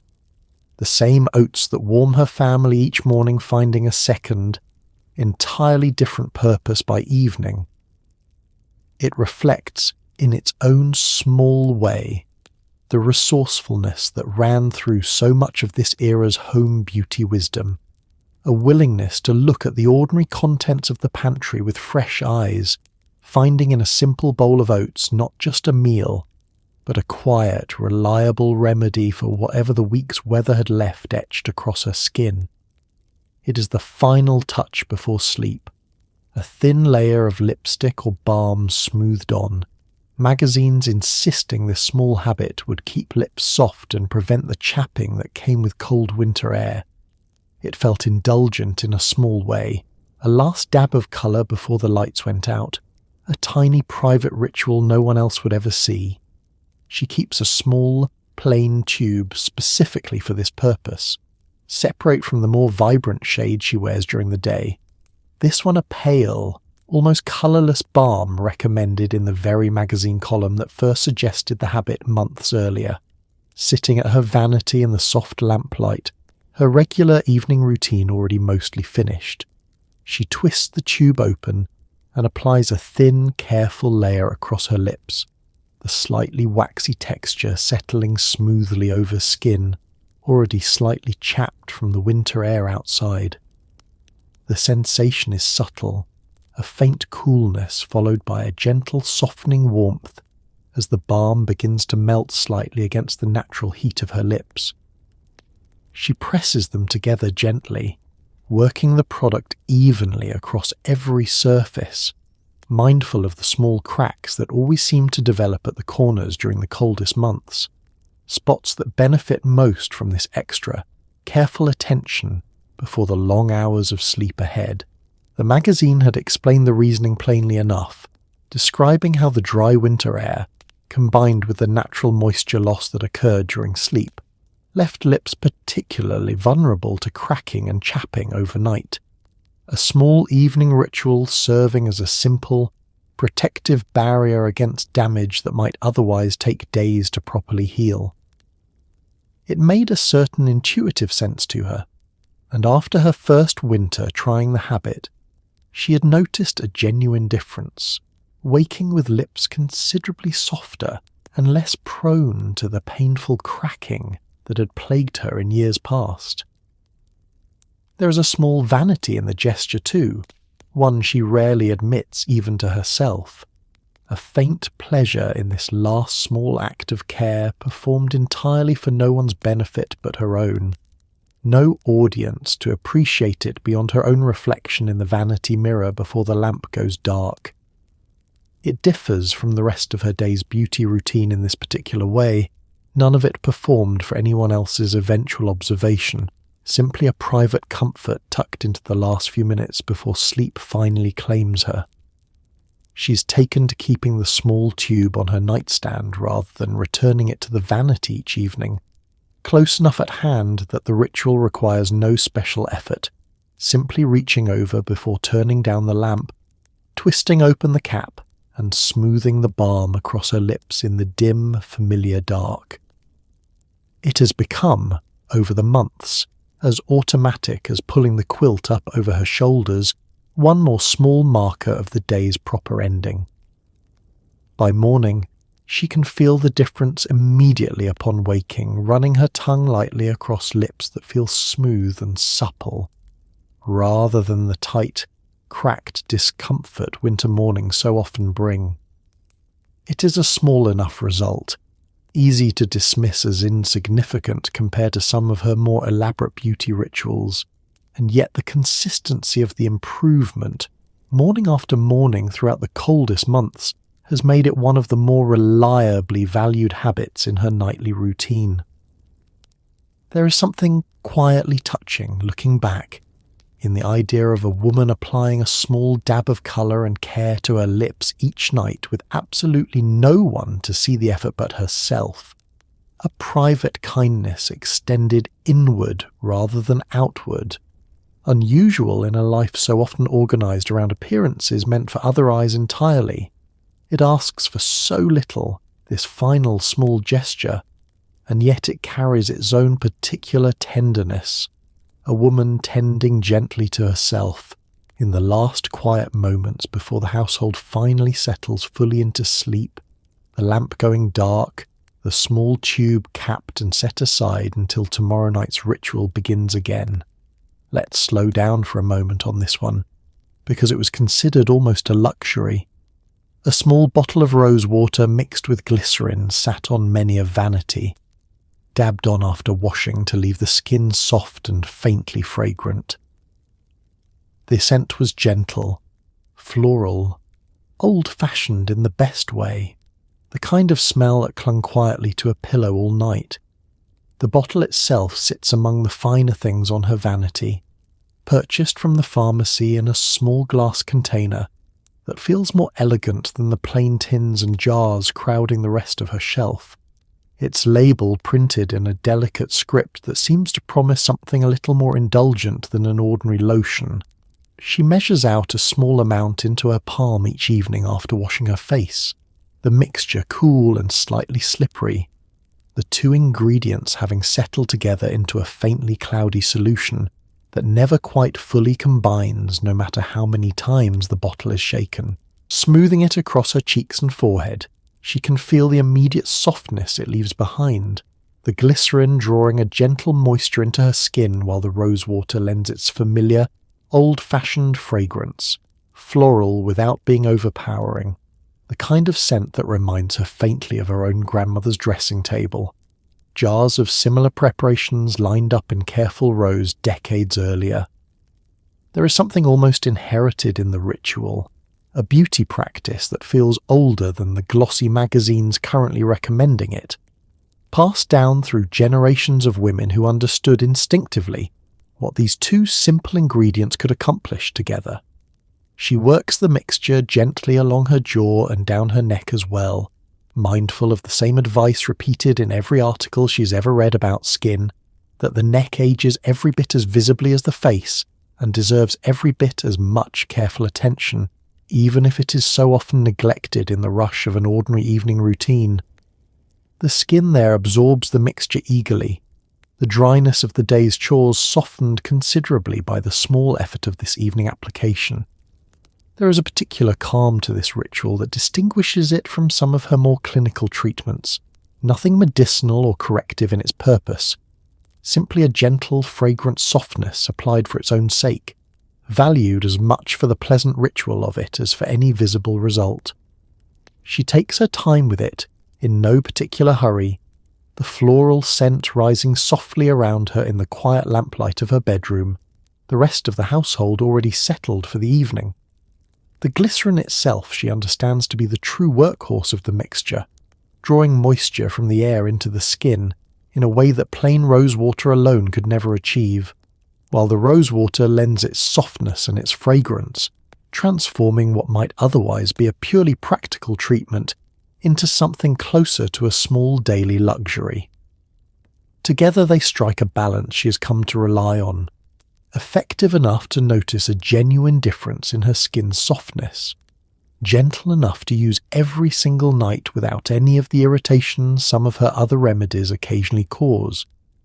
By the time she finally settles into bed, the faint rose fragrance still lingering softly against her pillow, there is a particular contentment in having ended the day with something so gentle and unhurried.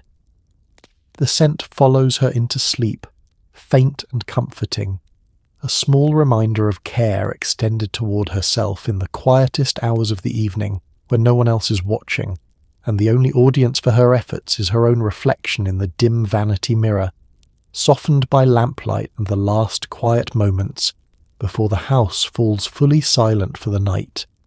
It is midday, and the powder room mirror shows a face beginning to shine under the afternoon heat.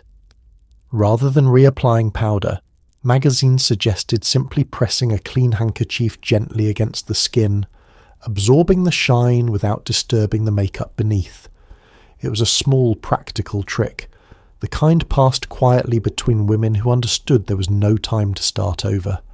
She keeps a small, plain handkerchief tucked into her handbag specifically for this purpose, separate from the embroidered ones reserved for more formal use. This one's simple white cotton, chosen precisely because it absorbs moisture so readily without leaving behind any lint or fibre against her carefully applied makeup. Standing before the small mirror in the powder room, she presses it gently against her forehead first, holding it still for just a moment rather than rubbing, mindful of the careful instructions that had accompanied the original suggestion, warning against any motion that might smear the powder and rouge she had applied so carefully that morning. The relief is immediate, the slight shine along her forehead and the bridge of her nose lifting away into the fabric, leaving behind the same matte finish she had achieved hours earlier before the afternoon heat had begun its slow work against her careful preparation.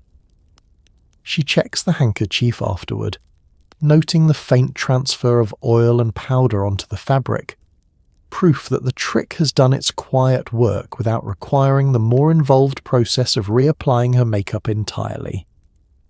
This small habit had become second nature after a particularly uncomfortable afternoon months earlier, caught at a church social with no opportunity to retreat to a proper mirror and reapply her powder, only to discover upon finally checking her reflection that hours of afternoon heat had left her looking considerably less composed than she had hoped.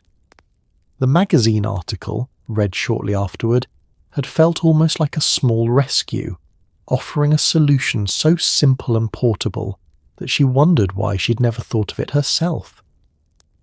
She presses the handkerchief next against her nose, then her chin, working methodically across the areas she knows from experience are most prone to shine by mid-afternoon, each press brief and careful, never dragging the fabric across her skin in a way that might disturb the careful colour along her cheeks.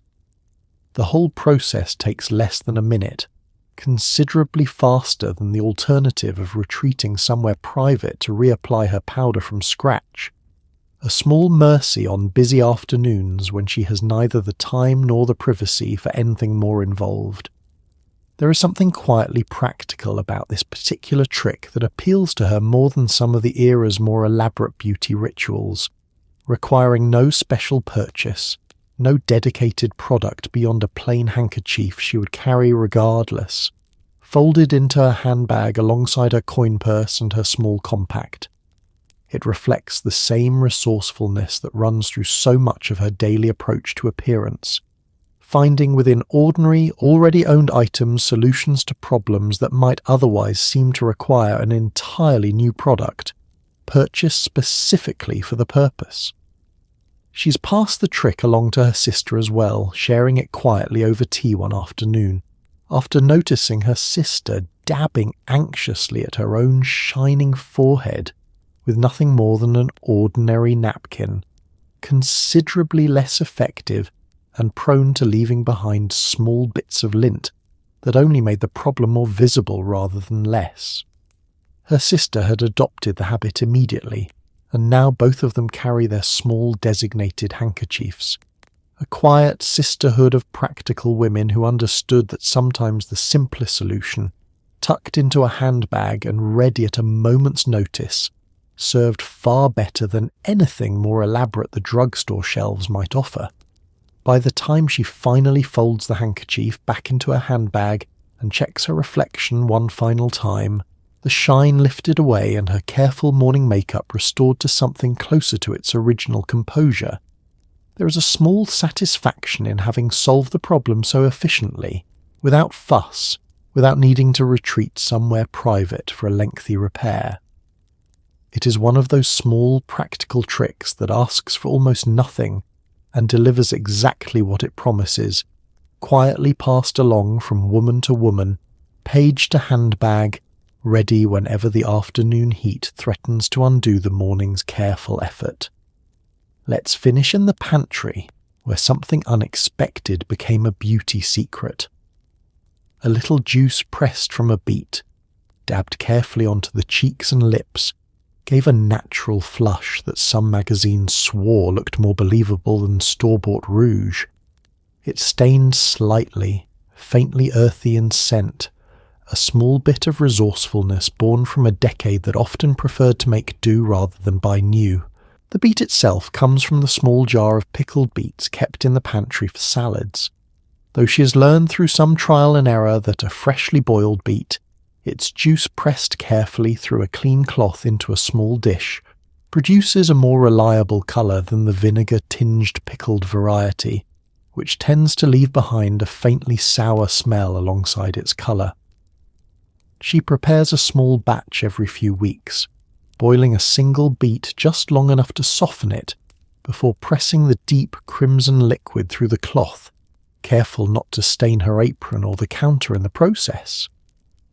Dipping a clean fingertip into the small dish, she dabs the juice carefully onto the apple of her cheeks, blending it gently outward the same way she would with a proper rouge, watching in the small hand mirror as the colour settles into something surprisingly natural, a soft flush that looks considerably more like an authentic blush of warmth than the sometimes garish pink of her store-bought alternative. The stain sets quickly, and she works fast, blending before the colour has a chance to settle too deeply in one spot, rather than spreading evenly across her whole cheek. A small dab finds its way to her lips as well, a subtle wash of colour rather than the fuller coverage of her regular lipstick, meant for days when she wants something softer, more natural-looking, closer to the flush a person might have after a brisk walk in cold weather than the deliberate, obvious colour of a proper cosmetic. The taste, faintly earthy, lingers slightly on her lips, a reminder of the vegetable garden origins of this particular beauty secret, something she has grown accustomed to and barely notices anymore after months of occasional use. The scent, faint and earthy, fades within an hour or so, replaced eventually by whatever powder she dusts over the top to help set the colour and prevent it from transferring too readily onto anything her cheek might brush against. She's learned this lesson through experience, an early attempt leaving a faint pink smudge against her husband's collar after an affectionate greeting at the front door, a small embarrassment easily avoided now with a careful dusting of powder over the top. There is something charmingly resourceful about this particular trick, born less from any magazine's careful research and more from the plain thriftiness of women who understood that a beet, already growing in the garden or sitting in the pantry, could serve a second purpose beyond the supper table, without requiring any additional expense at all. It reflects a broader philosophy that ran through so much of the era's beauty wisdom, the conviction that nature's own pantry so often held solutions every bit as effective as anything sold under a fancier label at the drugstore counter. The colour it produces carries a warmth that store-bought rouge sometimes struggles to replicate, a natural, slightly uneven flush that mimics the real thing far more convincingly than the sometimes too precise application of a proper cosmetic. She has come to prefer it, in fact, for ordinary days around the house and garden, saving her store-bought rouge for occasions that call for something more deliberate, more polished, reserving this humbler, earthier alternative for the days when a soft, natural flush feels more appropriate than anything applied with obvious intention. By the time she washes her hands afterward, the faint crimson stain lingering slightly beneath her fingernails despite her best efforts at scrubbing, there is a quiet satisfaction in having achieved a lovely natural colour, using nothing more than a vegetable already growing in her own garden. One more small testament to a generation of women who found, again and again, that the most enduring beauty secrets so often required nothing more than a bit of patience and a willingness to look past the drugstore shelf toward whatever was already growing, quietly and abundantly in the pantry or the garden just beyond the kitchen door. And finally, let's end where so much of this advice actually lived, not in the bathroom, but around the kitchen table on a slow Sunday afternoon. Mother and daughter reading the beauty column aloud together, laughing a little at the stranger suggestions, taking the sensible ones seriously. It was less about vanity and more about connection, a small shared ritual of paging through hope, one glossy sheet at a time. The kitchen table has been cleared of the dinner dishes, the Sunday roast already wrapped away for tomorrow's sandwiches, and the afternoon light slants softly through the window in that particular golden way that only seems to happen on quiet Sunday afternoons when the whole household has finally slowed to a stop. The magazine sits open between them, its pages slightly worn from having already been read once through earlier in the week. But this reading is different, meant for sharing rather than solitary study. The daughter leaning close to see the illustrations while her mother reads the beauty column aloud in the same warm, unhurried voice she uses for bedtime stories. They pause often, commenting on whichever suggestion has just been read, the daughter giggling at the idea of mayonnaise in her hair or vinegar rinses that smell like the kitchen on canning day, her mother smiling indulgently while explaining which trick she has tried herself and found genuinely useful, and which ones she suspects were dreamed up mostly to sell advertising space rather than any real benefit. It becomes, in these Sunday afternoon readings, less an instruction manual and more a conversation, mother passing along not just the specific remedies, but the accumulated wisdom of which ones to trust and which to regard with gentle skepticism. The daughter asks questions as they go, curious about a decade she's only beginning to navigate herself, wondering aloud whether she might try the lemon juice rinse for her own hair once summer arrives, whether the freckle cream might finally fade the small marks across her nose that she's grown increasingly self-conscious about since starting at the new school. Her mother answers each question thoughtfully, neither dismissing her daughter's concerns nor feeding into them too eagerly, striking the careful balance of a woman who understands both the real pressures her daughter will face and the importance of not taking every magazine promise too seriously. There is a particular tenderness to this ritual that distinguishes it from all the solitary beauty routines practiced elsewhere in the house. No vanity mirror required, no careful measuring of ingredients, simply two voices reading aloud together in the softening afternoon light. The magazine itself becoming almost incidental to the real purpose of the hour, which is simply being together, unhurried, in the quiet stretch of Sunday that asks nothing more of either of them than this shared attention. Sometimes they read the recipes printed alongside the beauty columns as well, planning aloud which dishes might appear on next week's table, the domestic and the cosmetic woven together in these magazines the same way they were woven together in the actual rhythm of a woman's daily life. Beauty and homemaking never quite separated into distinct categories, the way later decades might come to divide them.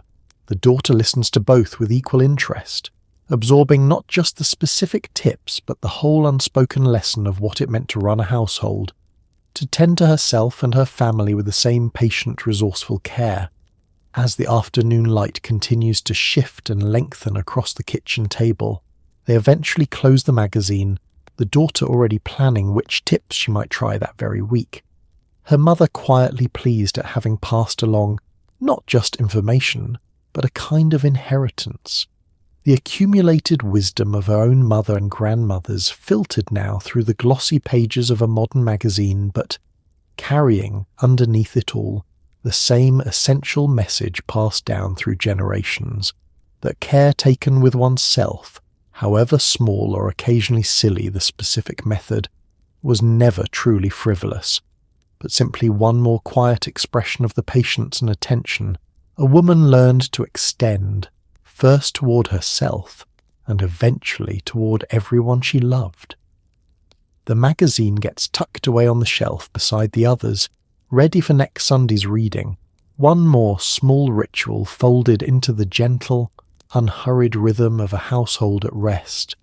Mother and daughter having spent an hour together over nothing more urgent than a beauty column, and having found in it, as they so often did, something considerably more valuable than any of the specific tips themselves.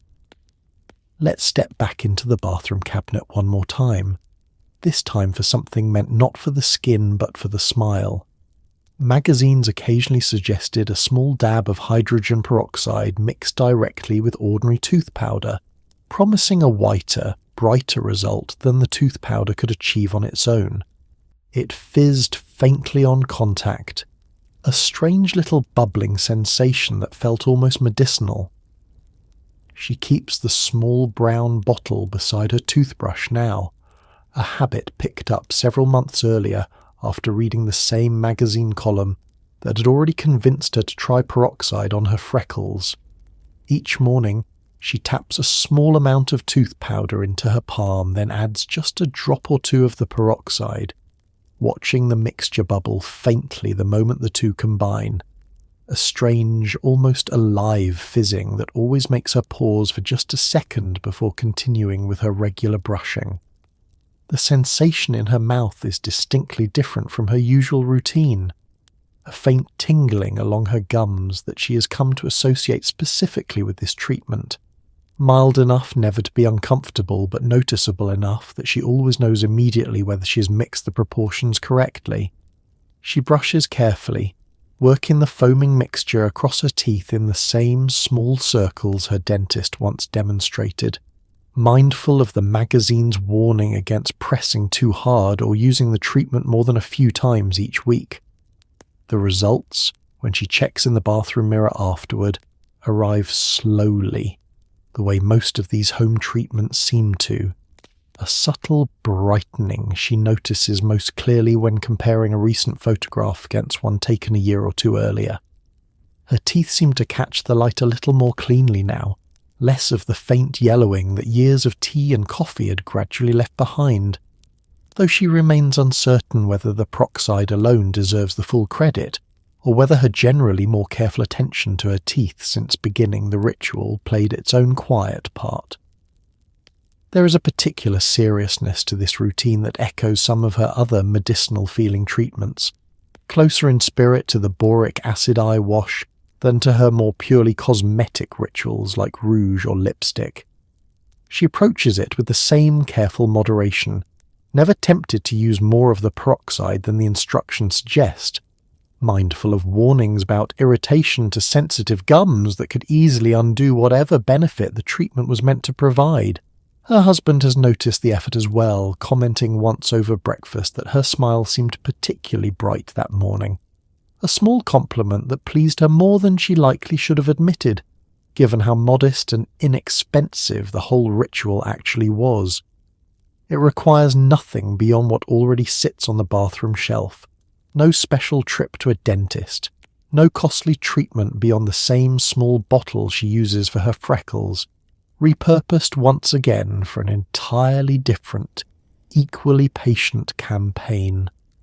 She has begun sharing the trick with her daughter as well, though only sparingly, mindful that a young girl's teeth require gentler care than an adult's, limiting her daughter's use to perhaps once a week, rather than the 2 or 3 times she allows herself. It becomes, in this way, another small inheritance passed down the same quiet channel as so much of the era's beauty wisdom, mother demonstrating to daughter the careful, patient application of something simple and inexpensive in pursuit of a small, steady improvement. By the time she rinses her mouth and checks her reflection one final time before starting the day, there is a modest satisfaction in this brief morning ritual. One more small effort folded into the beginning of an ordinary day. A bright smile felt as much as seen. A private confidence that carries her through whatever the day ahead might require of her. It is late afternoon, and the small bottle of witch hazel comes down from the shelf again. its faintly astringent scent immediately recognizable the moment the cap comes off. Magazines recommended it as a natural toner, applied with a cotton ball to tighten pores and refresh skin left tired and slightly puffy by the day's heat. The sting was brief, bracing rather than painful, and the effect felt immediate in a way few of her other treatments could match. She keeps the bottle in the same drawer as her cotton balls, close enough at hand that she reaches for it almost without thinking, whenever the afternoon heat leaves her complexion feeling slightly swollen and dull. The particular kind of tiredness that settles into skin after hours spent over a hot stove or bent across the ironing board. Dampening a cotton ball generously, she sweeps it across her forehead and cheeks in gentle upward strokes, exactly as the magazine illustration had demonstrated, the cool liquid evaporating almost immediately and leaving behind a faint, bracing sensation that feels remarkably like waking up a second time. The smell itself carries a sharp, slightly medicinal quality, not entirely pleasant on its own, but somehow satisfying in the way it announces its own effectiveness, a scent she has come to associate specifically with refreshment rather than discomfort. She works the cotton ball carefully around her nose and along her jaw, mindful of the delicate skin near her eyes, where the astringent solution might sting more sharply than intended. Within moments of application, she notices the tightening the magazines had promised, her pores appearing smaller and less noticeable in the bathroom mirror, the slight puffiness along her cheeks visibly reduced compared to how tired and swollen her face had looked only minutes before. It is one of the few treatments in her regular rotation that offers something close to an immediate result, most of her other rituals requiring weeks of patient repetition before any real change becomes apparent.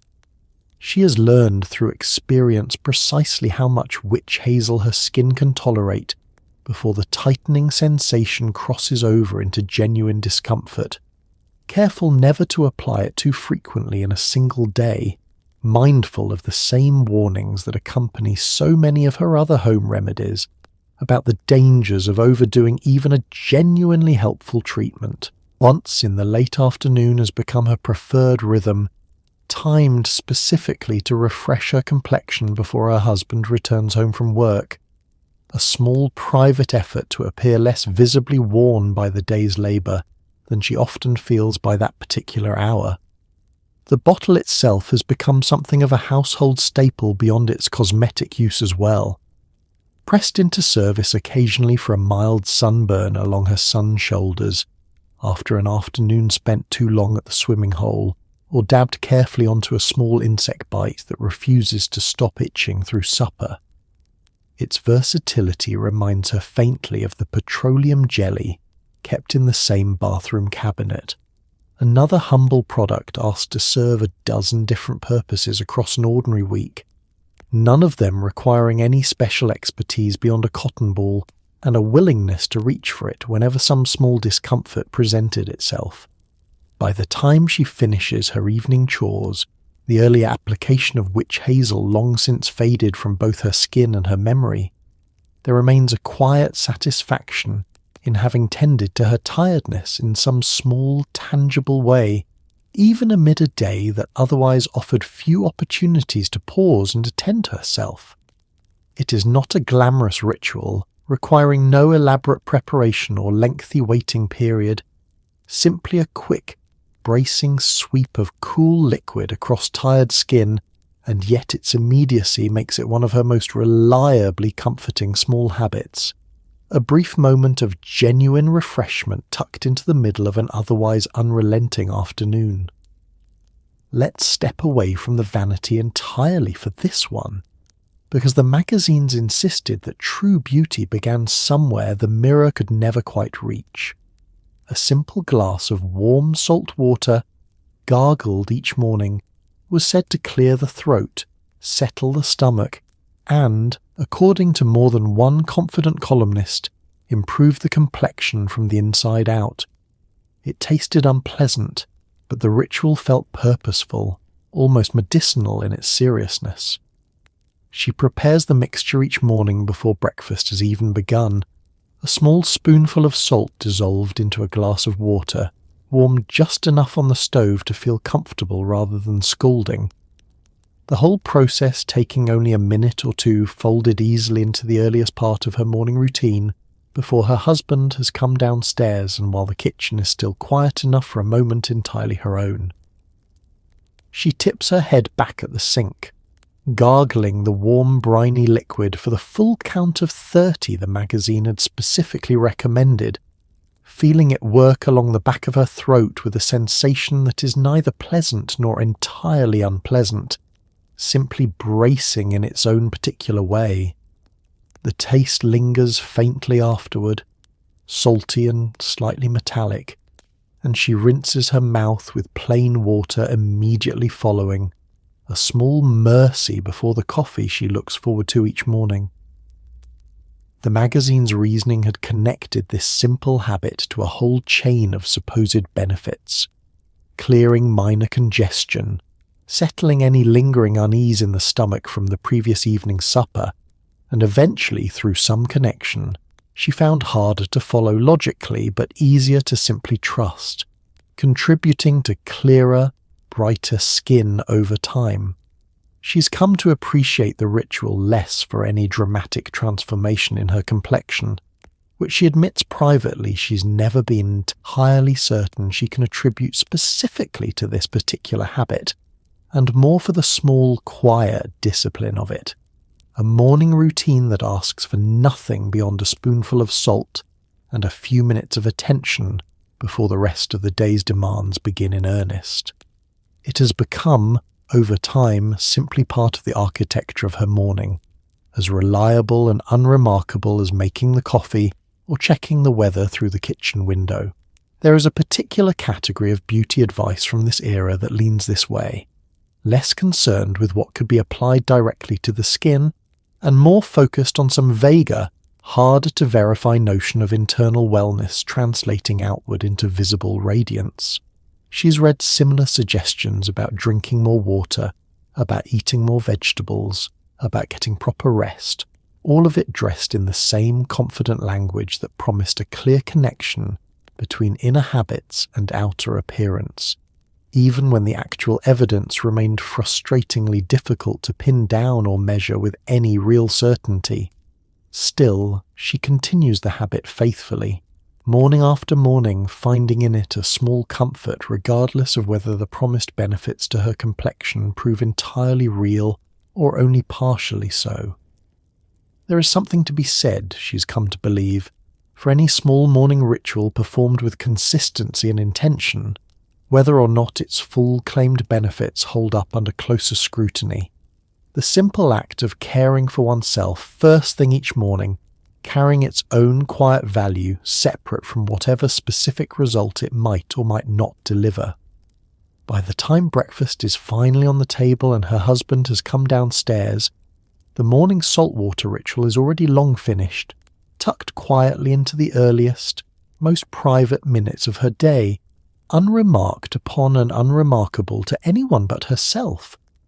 It remains, nonetheless, one small thread in the larger tapestry of care she extends toward herself each morning, one more quiet, patient habit built on the hope, however difficult to fully verify, that small daily disciplines might slowly add up to something worth having.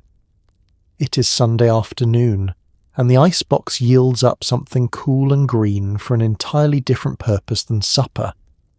Magazines suggested thin cucumber slices laid gently over closed eyes, meant to reduce puffiness and soothe the tired, strained look that came from a long week of squinting over needlework and household ledgers. The coolness alone felt like a small mercy, a quiet reward before the evening's chores resumed.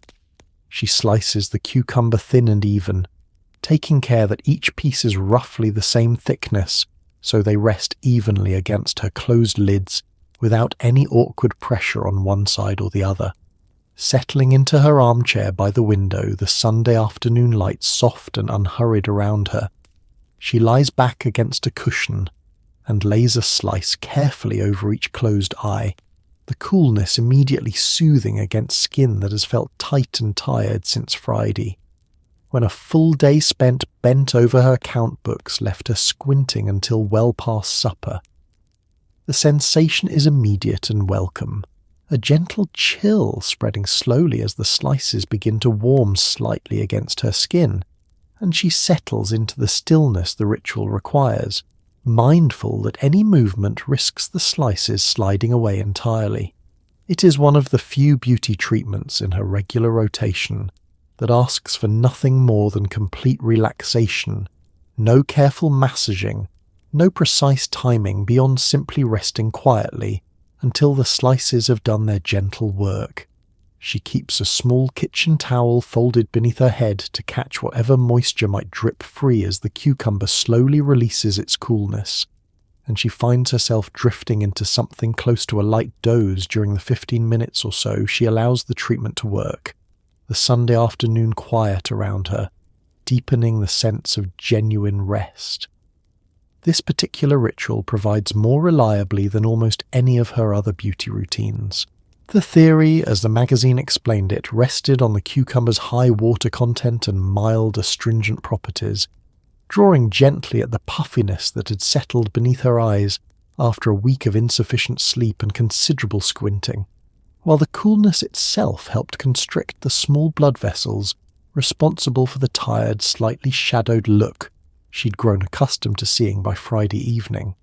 Whatever the precise mechanism, the visible result when she finally removes the slices and checks her reflection is undeniable, her eyes appearing brighter, less swollen, the faint shadows beneath them noticeably softened.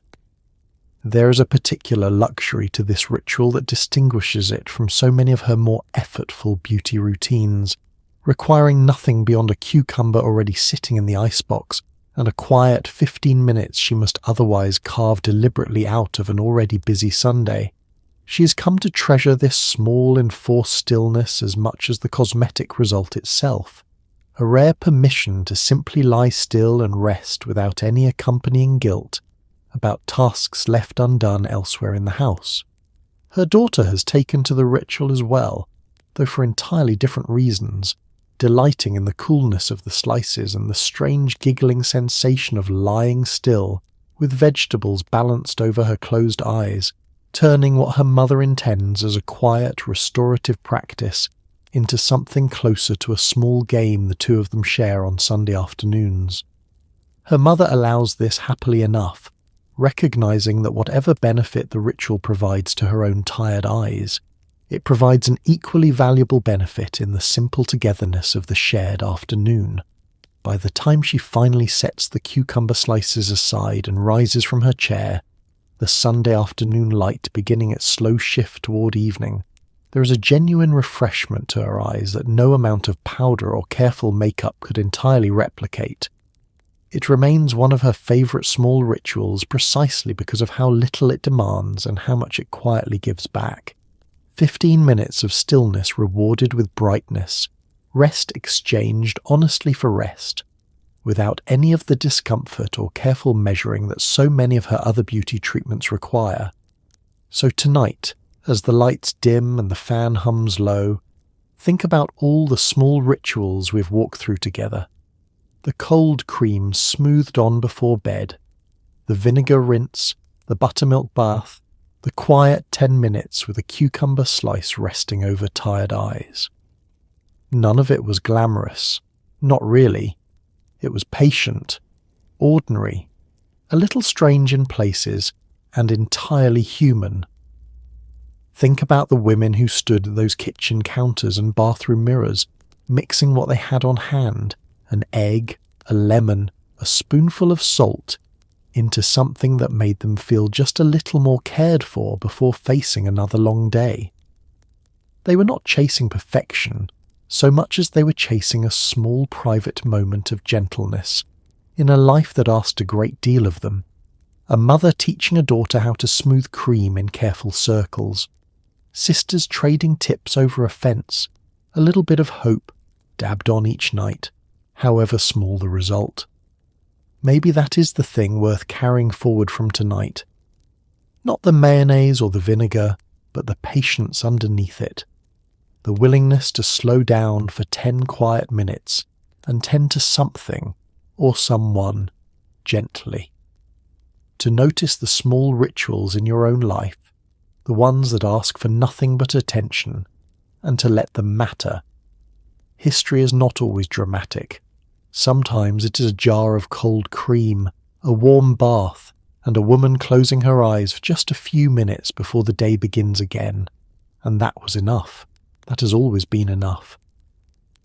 So let your own evening settle now, soft and unhurried. Let your shoulders drop. Let the quiet do its work. Good night. Rest well. And may tomorrow find you a little gentler with yourself.